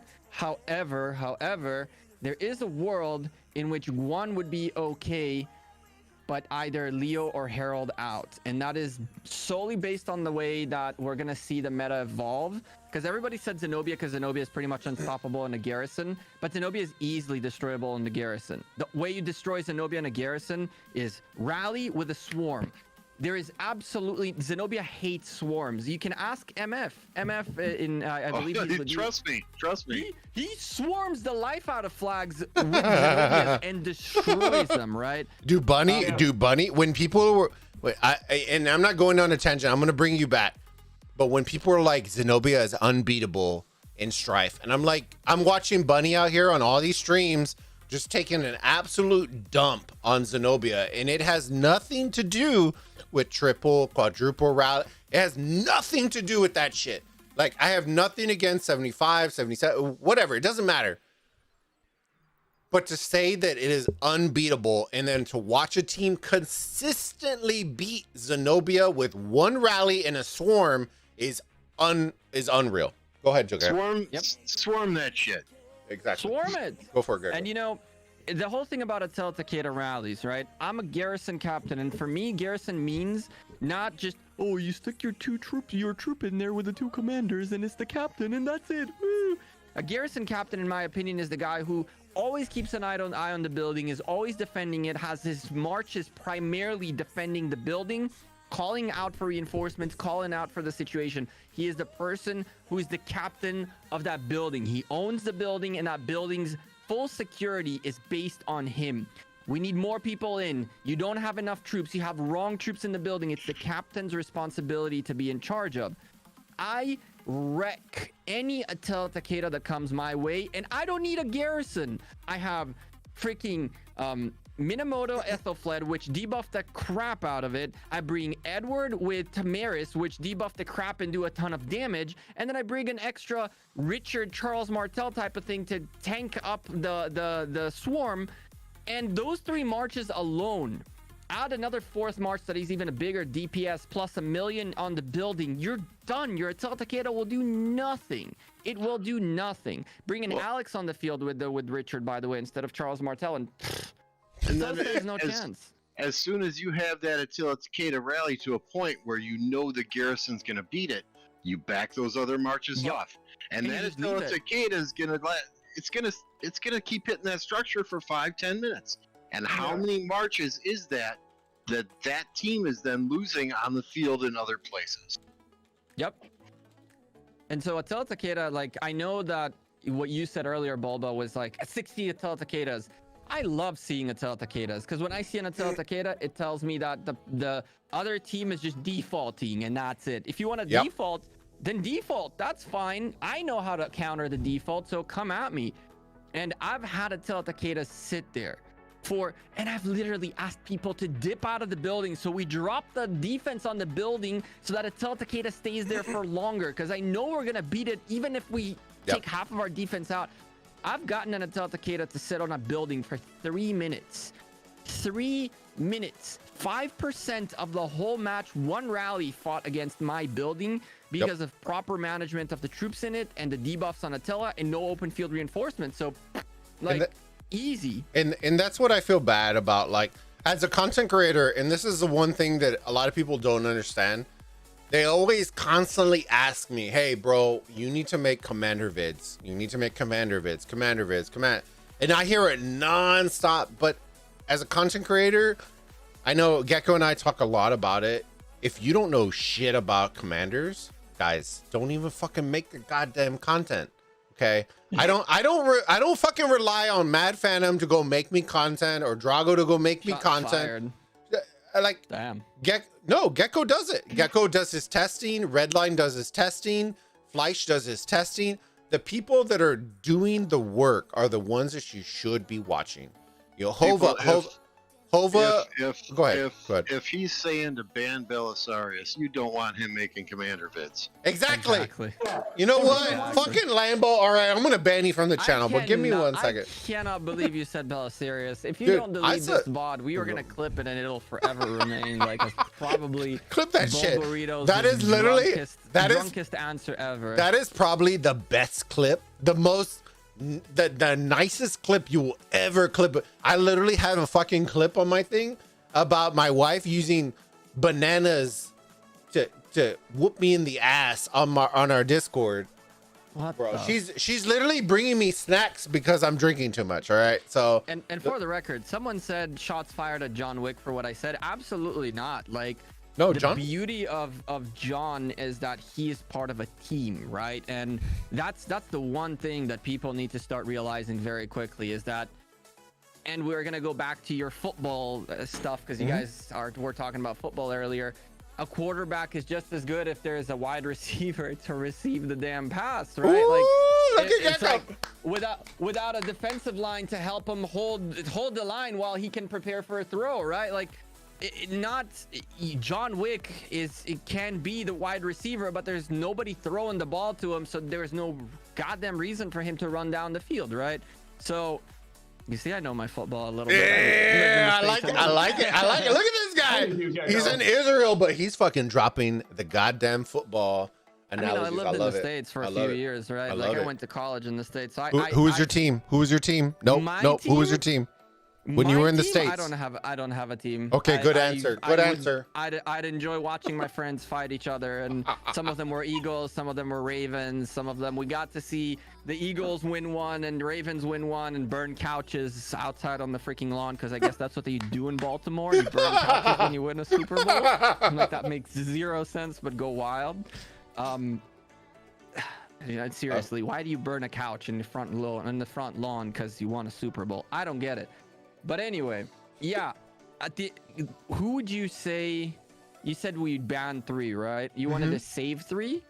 I don't think saving is that important. I think saving banning is good enough. I think saving changes the game, because for me, it's like League of Legends. I just see it like that. Like, so the way that I'm seeing it, okay, I'm seeing it as if you level the field, okay. Now keep in mind, I'm assuming that the rewards will be tiered off, okay? I know that pisses a lot of people off, and I honestly don't give a shit. Okay. I think there needs to be tiered rewards for benefits for if you're going through the hardest freaking path to victory, you should be rewarded for that. Okay. If you're going through scrub ass alliances to get to top 16 to get the same rewards as the Horus Kingdom, that's bullshit. Okay. I think there needs to be tiered rewards. You should be rewarded for being in the top realms. But if you're going to ban and protect stuff, I think it should be ban and protect, because in League of Legends, it becomes a counter. Like, I know everybody laughs at Osiris, and I know Gecko gave me shit for it. Oh my God. But and I'm coming back to it. But if you're coming against OV and you know that one of the biggest things is in the middle is John Wick, okay? If you don't admit that John Wick is one of the biggest, see, and I see his eyes rolling. Do you think that you would save Bella Sirius over saving YSG, Guan, William, Artemisia for the middle? Would you actually save Bella Sirius over any of those four? If it was me, and this is just me, and I'm probably totally wrong, that's fine, I would target the Arc Runner, and that's John. There's literally game, but the Arc Runner is only there because there is the oh my God. There's literally Bulba, see. I like that he's so triggered. Live with John. I feel like John is your But roommate literally, at I this point. shit you not. Okay, Hova's fucking laughing. T5 Siege. He's fucking fighting. He's fucking fighting right now and laughing his ass off. Okay, I literally am telling you, if it was OV that you're playing against, and you are not, there is literally teams that are targeting John Wick in the middle above all other player. And I mean, they see the name John Wick and they fucking target all of his march. I don't believe John would allow that to happen. They're literally changing. I don't believe John would allow that to happen. Knowing John, he would say like, screw that. There's much better, more important commanders. Just like Lamb said, I can walk the arc with T5 sieges and a Cleopatra if I need to. They're literally changing their names in the middle for John Wick. That, if that doesn't tell you how important that is, they're doing that because of the meme. You think that people fall for that at this point? You click on the arc on the side and it tells you the person that you're hitting. Like, I think if you're playing OV and you see somebody grabbing the arc, you're automatically assuming it's John Wick. And you were game planning against John Wick. And then you click on the arc on the side and target all the marches onto that person. And you don't care if it's John Wick, real John Wick, or fake John Wick. That was a thing back in the day, because when you didn't have the ability to click on the arc to see who the carrier is, people would mix up so that you wouldn't know if you clicked on the right John Wick or not. But nowadays, it doesn't work anymore, right? Again, knowing John, he would literally march the arc with a Cleopatra freaking Sundok, T5 sieges, and still do it 100%, right? Okay. He will literally not allow this to be. Here's a question for Lambo. Real quick. I don't want to stop you, Hova. Real quick. I want to ask Lambo, because Lambo will be able to say yes or no to this question. You don't have to give me details. You don't have to give me anything. The episodes that y'all did multiple either John Wick names or no John Wick at all, was John still grabbing the arc? Yeah. Okay, that's fine. I mean, the reason I changed my name in that third invitational match to John Wick was so that his marches did not get targeted before the arc spawned. What marches did you send a Belisarius march, or were they just getting targeted in general? No, I didn't send it, but I used this normal 5 marches that I always send to the middle. Okay. Go ahead, Hova. Yeah, I was gonna say, like, when I'm in the middle, like, I'm looking for commanders. I'm not looking at names, even though like I see a double C like sitting right behind the arc. I know he's obviously just sitting there he's their arc runner. Okay. So, and I do want to defend some of my bans. Some of my bans are just because of how much I hate the commander in the settings. I just don't want to see it. It gets me angry when I see like Richards, when I see Cons. I'm just like, what is going on right here? But like you said, William obviously so much more OP than Con and Arc. Yeah, I mean, you're absolutely right. You look for commanders.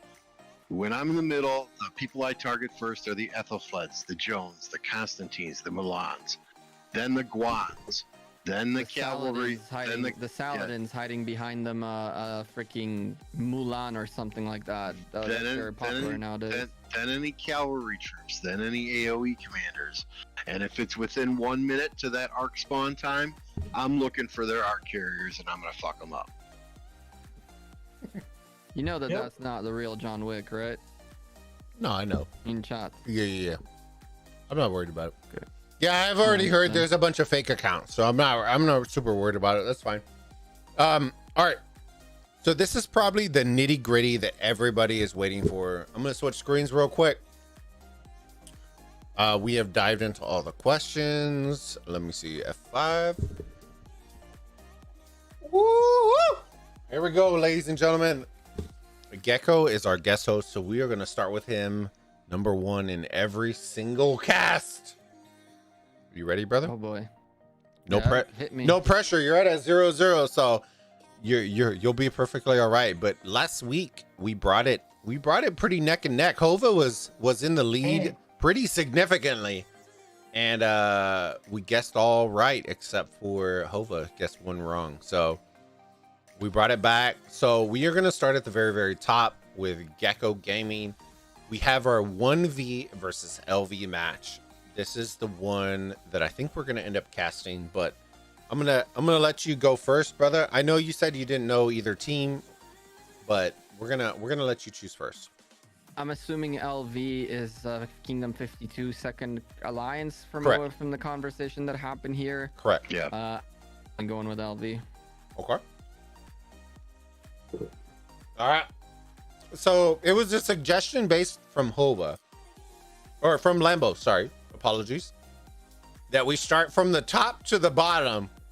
So now we're gonna go with Hova. Hova, where are you gonna go, brother? 1B. Ooh, I like. This is where I think honestly that we're gonna start seeing the separation between the votes for us. I'm gonna go next. Honestly, guys, I haven't seen 1v play, but I will say I don't think OV take practice matches very, very likely. I think that it's one of those things like they're actually testing stuff out. I think that they're actually practicing stuff that they're trying, and if LV is actually beating OV in practice matches, I'm gonna go with LV, because that is one of those little things that if you can beat a champion in practice and they are going hard, I think, you know, it's not like they're like, oh, let's take it easy, let's do. I firmly do believe practice, when you're doing practice the way it is, you're going as hard as you can. And if they're beating OV, I'm gonna go with LV on that regard. So we're gonna go with Lambo. For the record, when we used to practice JWM versus JWM2, JWM2 would always win, and yet we still didn't make it to the finals, right? So take that with a grain of salt. But right? you made it in the top 4, and that I will say, like, if you were to ask so many people, ask 100 people, whatever, 1,000 people, if they thought JWM2 was going to make top 4 that season, I promise you probably 90% of them would have said you weren't getting it. Oh. I hated it because I couldn't bet on myself, and it was the easiest bets on earth. People got billions off of us. Exactly. Billions. And I see LV being the same kind of way, like where it's like, guys, it's iron sharpens iron. You know, you're playing against the best. You're gonna pick things up. You're gonna pick up certain nuances. They're talking with each other. They're doing that kind of stuff. It's iron sharpens iron. So that's the reason I'm going with LV, and I agree with Gecko on that part. All right, Lambo, you're up. Yeah, I mean, I picked LV to win this division, so I got to pick LV here. You know, I understand, and I've been told that 1v practices 3 times a week, so I'm sure this is going to be a fantastic match. But yeah, they're no slouches. All right, so we got Hova, the Lone Ranger, in 1v. All right, Hova, Actually, we're gonna go with Gecko because Gecko's our guest. We got CB versus NCB. I have no idea. NCB on the one hand I'm assuming they're the good old NCB. They've always been a very capable team. CB being one of the top. I'm assuming it's the CB from 307. They are. I don't know whether 307 take Arc as serious per se, and that's no disrespect to 307. You know, not every kingdom takes everything Arc very seriously. I think NCB will win it. All right. See. And for the record, I know nothing about how these teams look this season, so It's perfectly all right. It's perfectly all right. All right. We're gonna go with Lambo. Lambo, you're up. Who you got, brother? Which division is this? Or sorry, not Lambo. Hova. Sorry, we're going with you, brother. Lambo's gonna be our last. Yeah, I'm going to go CB for sure. Okay. I think NCB lost a couple members, so they're not quite the same. And CB's been playing really well. So I am actually gonna go with CB.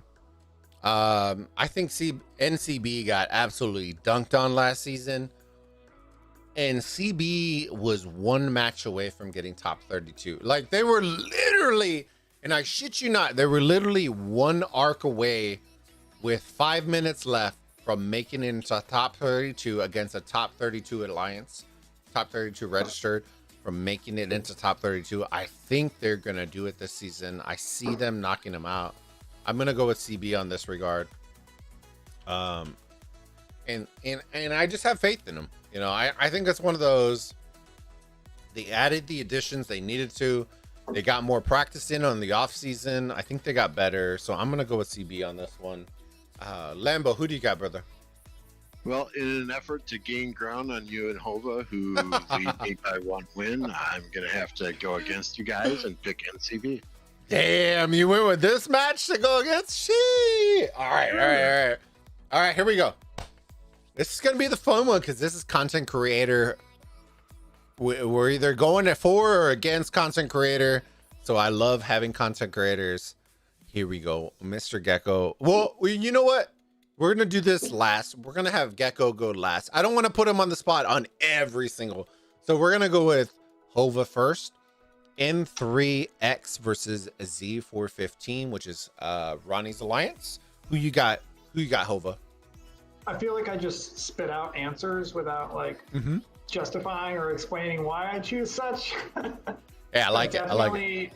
Definitely see Z415. Okay. I definitely think that they're going to pull through and get this win. They're a very strong alliance. N3X is also strong, but I do know that they're in KVK right now, and I know Z415 is not, so their only worry is this arc match, while N3X also needs to worry about how to not get caged right now. Honestly, being honest, this is one of those teams that I think when we were talking about KVK and Osiris League and all that overlap, this is one of the two teams, and the next team is actually going to be the one that the next two teams actually that we're going to be talking about on this are in KVK and Osiris League overlap, where I think it's going to make a massive difference. I think a lot of people are sleeping on the difference between overlap and KVK and Osiris League. I think Ronnie's sitting out there. I know that Ronnie puts puts some effort into Osiris League. I'm actually, and now keep in mind, guys, I'm telling you all this from the start. N3X are actually the top 32 team in this division. So if Z415 knock out, they will be one of the top 32 teams that get knocked out in this Osiris League. Okay. But I still have Z415 taking this one. I think they're very organized. They're a good team. They're slightly underpowered, but not by like a billion power. I think that's going to carry them through for the win on that one. So I'm going to go with Z415 on this one. And yeah, that's where I'm going to go with. So Lambo, who do you got, brother? Oh, well, I picked N3X to win the division, so I got to stick with them, right? I got Okay. to ride it till the end. All right. Dude, you're gonna make Just up like a. Dogecoin. Uh-oh, what happened? What?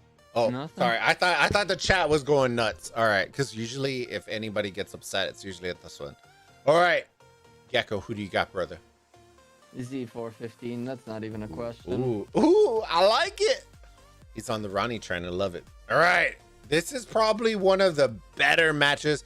I literally specifically left these last 3 matches at the bottom because these will probably be the most contentious matches of all of them. I don't think all of us will agree on any of these 3 matches. So we're going to start again with Hova because he's in the lead. Well, I'm tied with him, but we're going to... Oh, you know what? We'll do Hova. I'll do it first this time to be fair because we did win with him first. BLN versus SX54. They are both battling right now in KVK. 254 versus 375. Guys, y'all know I have like a that underdog mentality. I honestly feel like 90% of the people choosing matches are going to be choosing SX54 because they are winning KVK.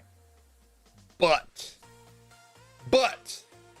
I am going to go with my boys and girls from BLN because, guys, they're representing the Eve, the ones that knocked out Smash Squad last season. I think they're going to pull it through. I think this is going to be probably the closest match of the weekend.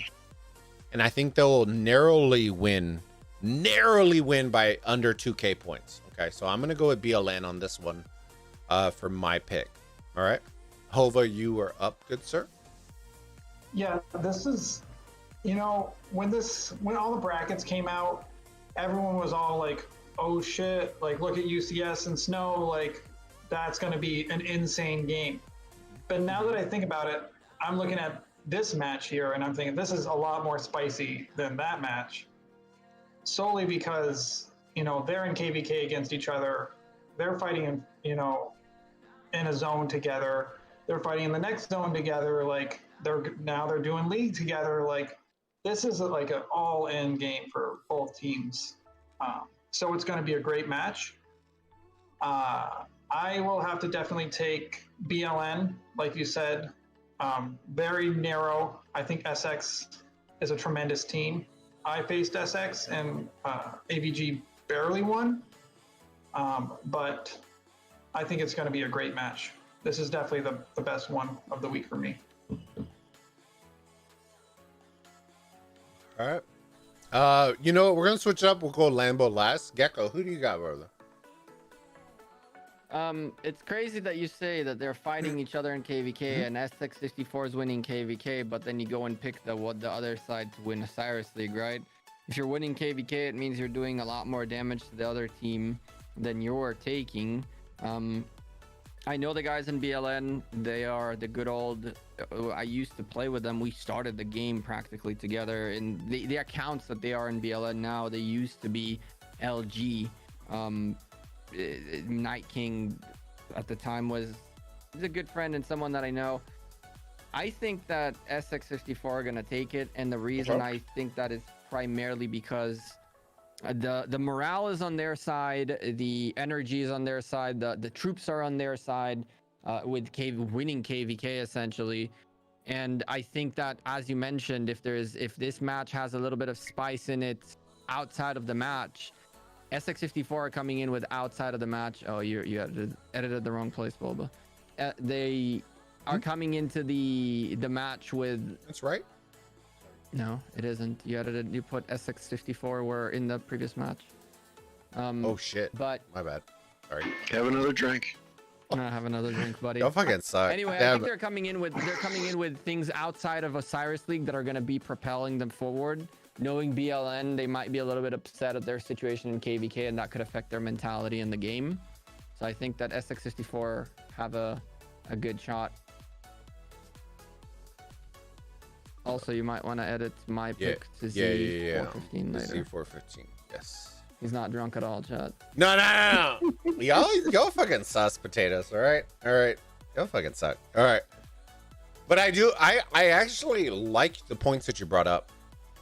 Because to me, that makes sense. Like, you're making counter arguments against mentality in KVK and how it crosses over in Osiris League, stuff like that.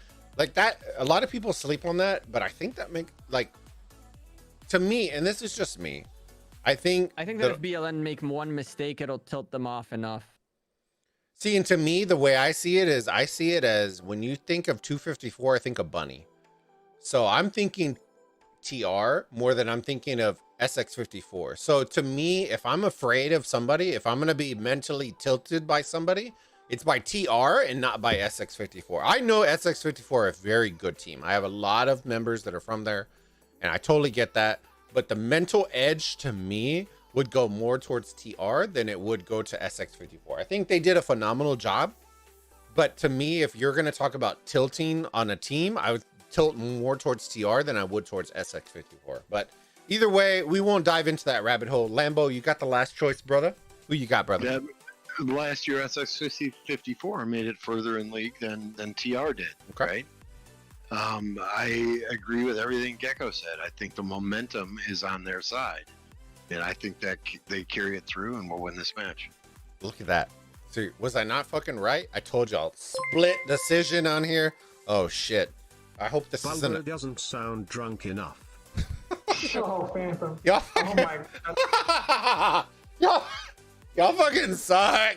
All right, Matt. I'll do one for you, brother. I'll do one at the very end, or else I probably won't fucking make it through this shit.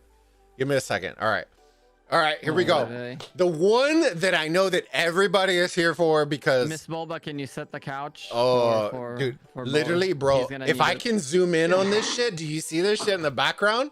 Bro, the couch ain't here for no reason. You know what I'm saying? I literally am gonna go like this, and I'm gonna fucking disappear into the couch, bro.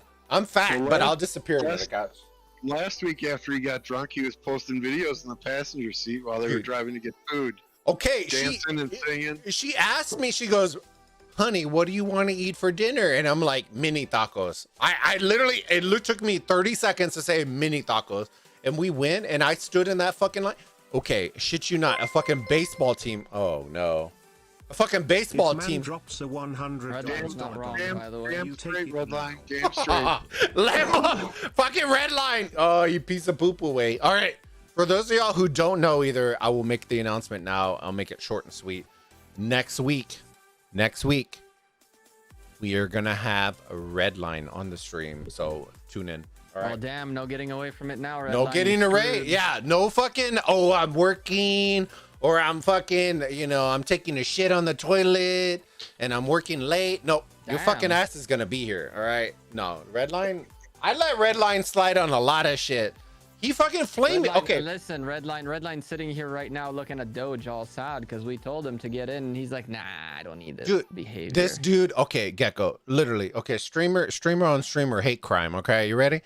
This dude, I literally at 3 a.m. this dude messages me. Oh, you need the cup? Here you go, baby. Pour a shot? What the fuck? Why are you pouring me a shot? Okay, here you go. She's not He literally messages me at 3 a.m. He goes, bro, my sus is stream. My stream is sus. Okay. What fucking shit are you using? I'm like, I'm using an iPad. I'll send you oh my God. I'll send you a fucking picture. I get my fat ass up from bed. Okay. I take a picture of my shit, my iPad, the connector, all the dongles, all that shit. This bitch fucking shows that picture on the stream, my dirty ass desk. Okay, I get flamed on Discord for fucking having a dirty ass. Tell me that. Redline, you gotta be careful what you give Redline. Redline, last time when I was thinking about coming to 341, Redline instantly leaked the messages. It's like you gotta be careful with what you show Redline. He fucking leaks that shit. I get flamed. He hasn't shown nudes yet is because it's probably not on the right computer, or else we would have been screwed as is.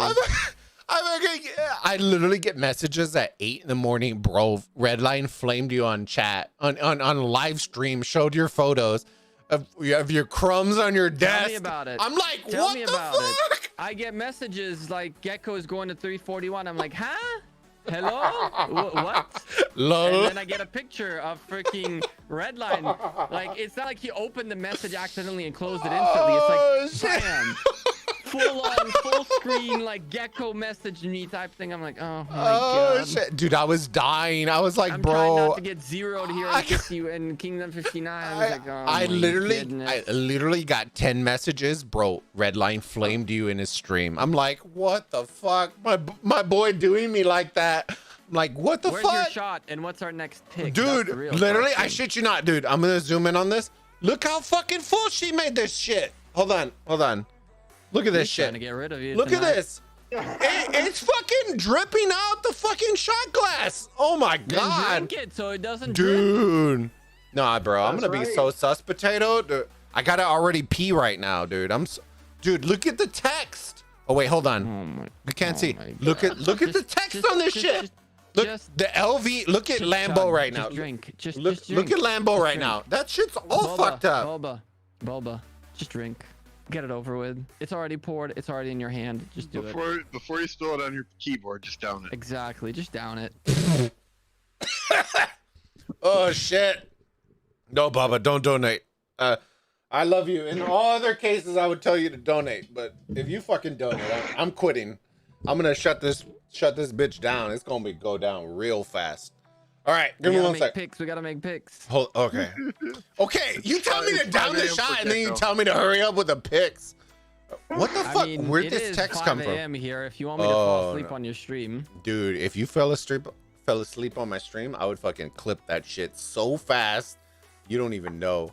Where the fuck is this goddamn SX54 Okay, I'll fix that shit fucking later. Oh my Whatever. goodness. All right. Man, All right. messed up. We're going. Fuck all you guys. All right. Fuck all you guys. All right. Here we go. Smash Squad versus Peak. This is the one that I know will trigger the most fucking people because everyone thinks I hate Chisco. I don't hate Chisco. I just don't like Smash Squad. Okay. Like, no love. Like, I just want to see some straight, like, okay, y'all want to take a screenshot of this? I want to see this, okay, from Smash Squad. And I do not see that from Smash Squad. I see it from AVG. I see it from TR. I see it from fucking JST. I want them to put their fist so far up the fucking, like, y'all know what I'm talking about, okay? Y'all know what I'm talking about. I want to see that from fucking Smash Squad, but I never fucking see it. Until I see that, I am not gonna choose Smash. Okay, Groggy, I know if you're fucking watching the stream, that is why I'm not choosing Smash. I'll go first, okay? I'll go first. I'm choosing Peak on this shit because last season they fucking almost beat 1AVG, so I'm going with fucking Peak, okay? All right, I'm going with Peak. All right, I know it's gonna trigger a lot of fucking people, and I'm probably gonna get my ass tickled this weekend, but I'm choosing Peak. Hova, we're going with you, brother. Who are you going with? All right. Oh man. I mean, I chose Smash Squad to come out of this, so I'm gonna keep going with them. Their art guy is really freaking good. Okay. Okay. I mean, top tier. Westy knows what he's doing, and I think that they do not want to lose. Wait, is that West? Is that Westy West? Yep. Oh, dude, he messaged me. He was like, "You fucking noob," and then he messaged me. He goes, "Bro, let's be friends," and I'm like, "What the fuck?" All right, sorry, I diverged. Gecko Gaming, you were up, brother. You were up. This is a match that the pick of it really depends on that factor we talked about earlier. That's a 3-letter word called ego. If Smash Squad allow their ego to go to the side for an hour to play Osiris League, then Smash Squad will win. If Hova keeps doing what he's doing and keep Smash Squad busy enough to the point where they will have to make a choice between potentially giving up ground and KVK for Osiris League, then there is a shot in which they don't make that decision, right? So I think that Smash Squad would be my pick, but honestly, I can see them reach a point where they have to make a choice between their current KVK campaign and their Osiris League run, and realistically speaking, Chisco would rather have the war content over the Osiris League content, which he can't content anyway, right? So you're going with Peak. No, I'm going to Smash. God damn it. Wait. God damn. Dude, I'm out here trying to win 180 million gold. Okay. I'm trying to. I literally had Thor bet me that Smash Squad wouldn't make it in the top 16 for 80 million gold. And then Mad said that he was going to match 100 million gold. I'm out here trying to win some, I'm a poor ass bitch. I'm trying to make some fucking gold out here. All right. He just dropped 100 pounds on you. I think you'll be all right. That's true. I guess I'll have to use it on KVK, right? Because now I have no fucking excuse. There you go. Now I have no fucking excuse. All right, Lambo, you're up, brother. So it's going to be a great match, but Smash Squad will swarm structures in Osiris, so they'll win. Oh Lord. Okay. Yep. Fuck me, dude. They don't even swarm structures in KVK, and you're telling me they're gonna swarm them in fucking Osiris League? That's why Sure, they you don't don't swarm lose. in KVK. You don't lose troops. That's Your troops true. Don't die. Maybe they should set fucking troops for a KVK. That way they'll swarm some structures. You know what I'm saying? All right. You get 50% back. Shots fired. All right, here we go. Gecko, since you're our guest of honor, my friend, you were gonna choose the last match. This is by far the juiciest one, and I contemplated not even adding this one because you are in one of the alliances. But UCS versus Snow. Who do you got, my friend? UCS. That's Okay. not even a question. Okay. All right, hands down. Gecko is saying. And this is not bias. It's just the sheer fact that I know how much work UCS are putting in. I know how much people undervalue them. People don't realize that they're that their core is a very capable set of players with a lot of time in game. They're veterans in the game. They know what they're doing. They're not in a situation in which their KVK will affect this in any shape or form. And I mean, they showed last season that, you're trying to count them out, but nothing's changed in UCS. The folks that left came back, and so I can see where Snow is a strong team, and Snow can definitely upset this. But as far as I can see, the only way that happens is if UCS make enough mistakes, and I don't believe they will. All right, Hova, you're up, brother. Yeah, I'm on the other side of the totem pole. I'm going with Snow Ooh, for sure. Hova's on the pole. All right, give me 1 second. Yeah. Oh, Snow that's just does everything incredible. And UCS also does everything, incredible and solid, but Snow just does the little things, and they've even created a meta. They did farming when farming wasn't cool. They were strong. The one thing that they lacked, in my opinion, was the middle game.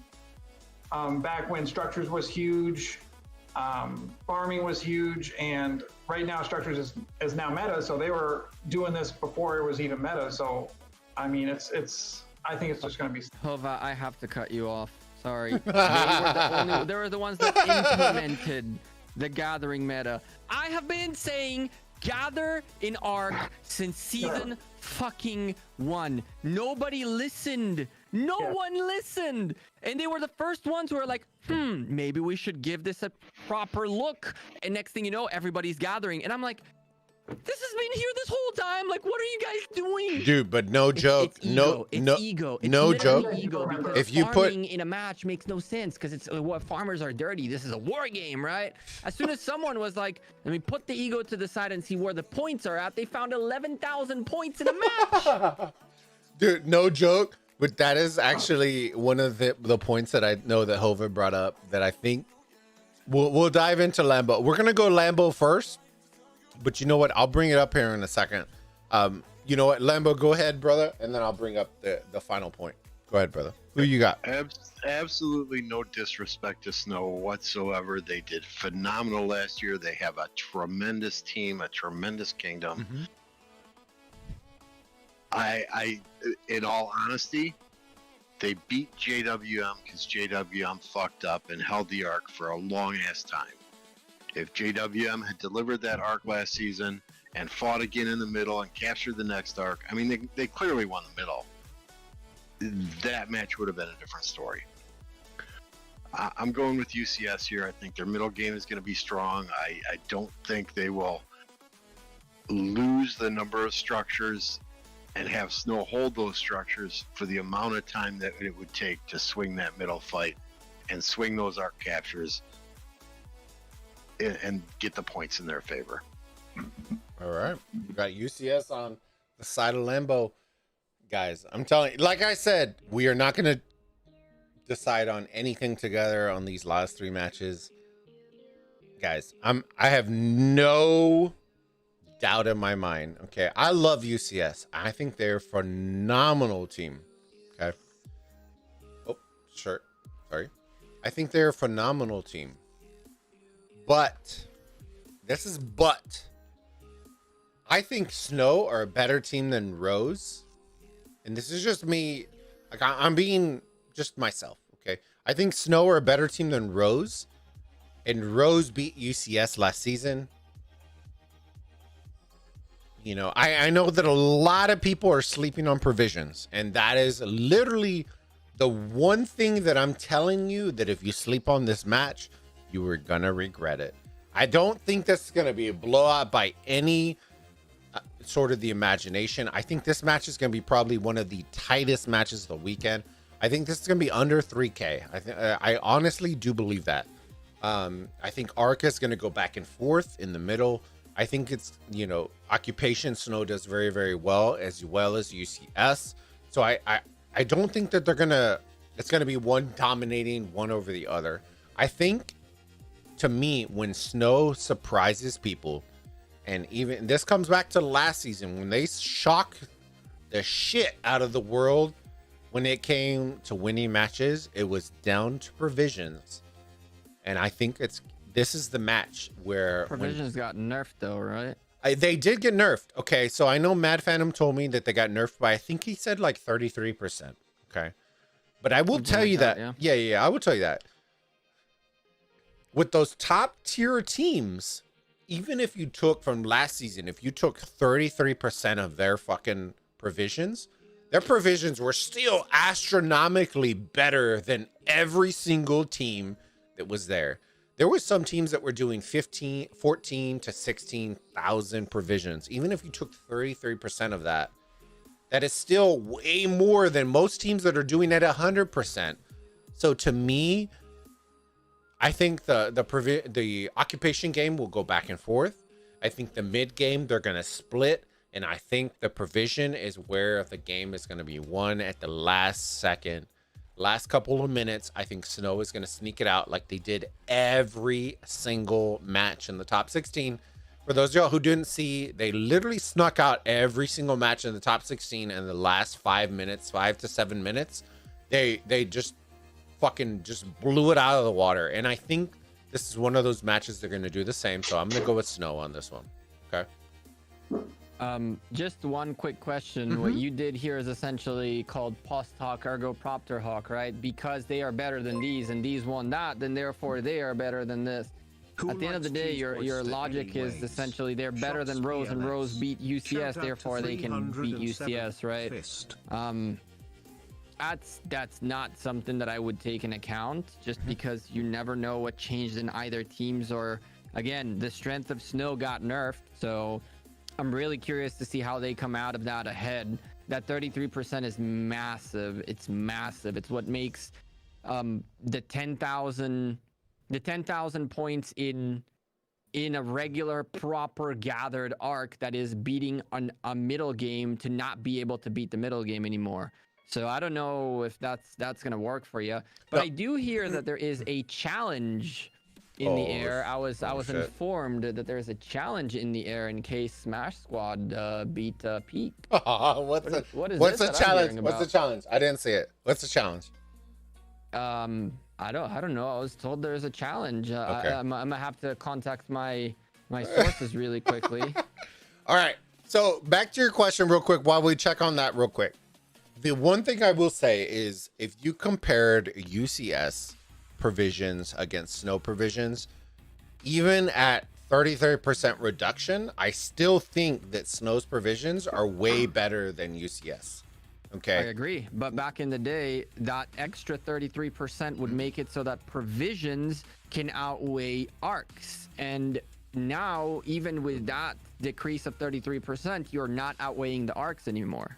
See, that's where I'm going with, right? It's like, it's not that 33% is not significant if UCS had 5,000 points and SNO had 11,000 points, then it doesn't matter that now they have 7,000 points compared to the 3,000 points.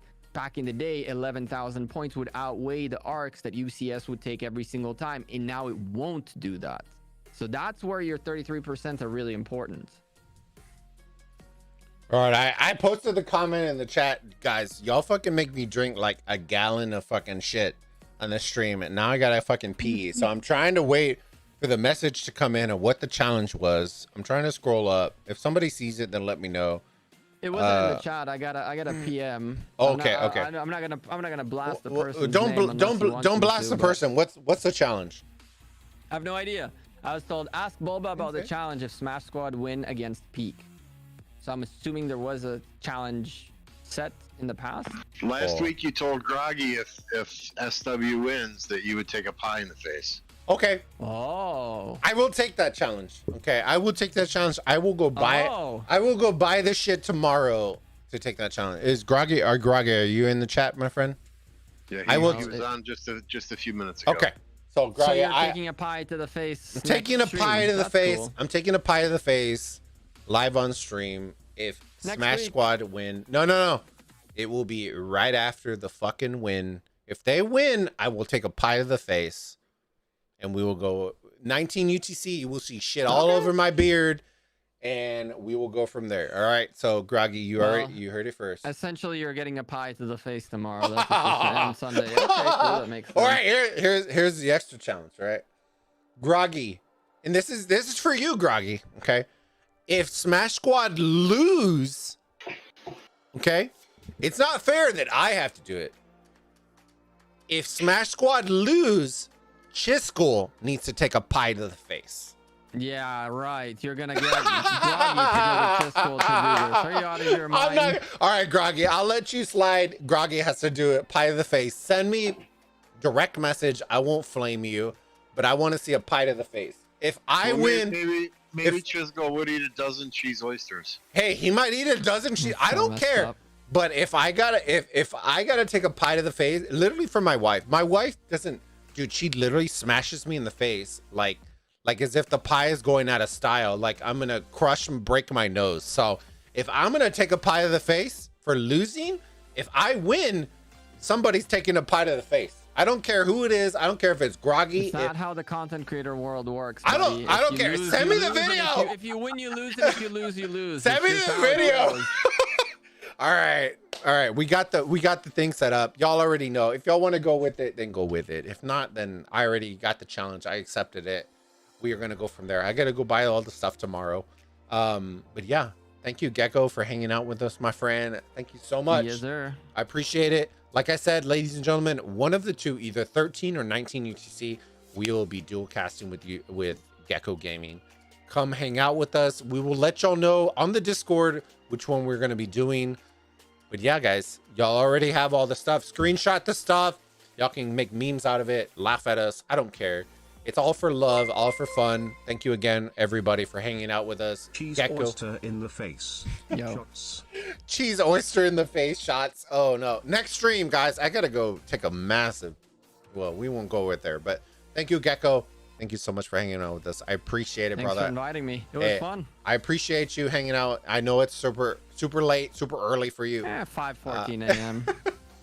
but we will definitely be getting that dual cast in, my brother. Let me know the time, all that kind of stuff. But we are gonna get that in this weekend.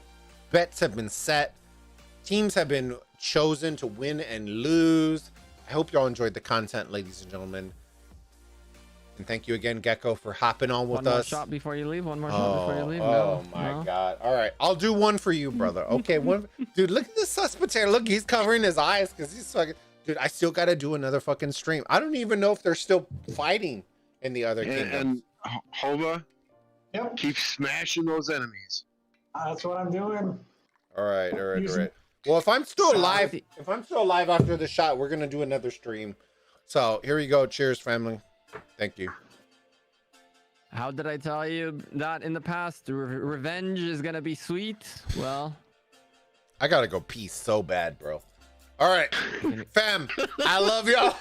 I'm gonna see y'all. I gotta go take a massive whiz. Miss Bulba's gonna have a good night tonight by Dude. herself. She can have Yeah. night. Yeah, I'm gonna be on She the can couch. do whatever she wants. This man's gone. She's gonna go Amazon shopping with my fucking credit card. So, fam, I She appreciate does y'all. that when you're awake too. So That is what's- true. What's yours is hers. You married Yeah, on. I say I literally say the quote, "Happy wife, stay alive." That's literally my life quote. If you don't believe it, then you're definitely not married. I promise you. And If this you're is why I'm not married. Yeah. If you're married, you understand. But ladies, fam, Gecko, I appreciate it, brother. Thank you so much for hanging out with us. Ladies and gentlemen, we are going to be firing up a brand new stream here in about 30 minutes. We're going to go cast over Yeah. 75. right. Hey, I'm telling you, Gecko, dude, if Gecko's not in the This chat, man's gonna go pee. This man's gonna go pee, and he's gonna be so messed up. He's gonna sit on the toilet because he can't aim, and then he's gonna pass out on the toilet. I can call it right now. I'll be back in 30 minutes. I got to make a thumbnail, Yeah, and we're going to be right. back. But thank you so much. I appreciate it. Hova, send me your reports, you motherfucker. All right, ladies and gentlemen, thank you so much. Next week, don't forget Redline. We are going to have him.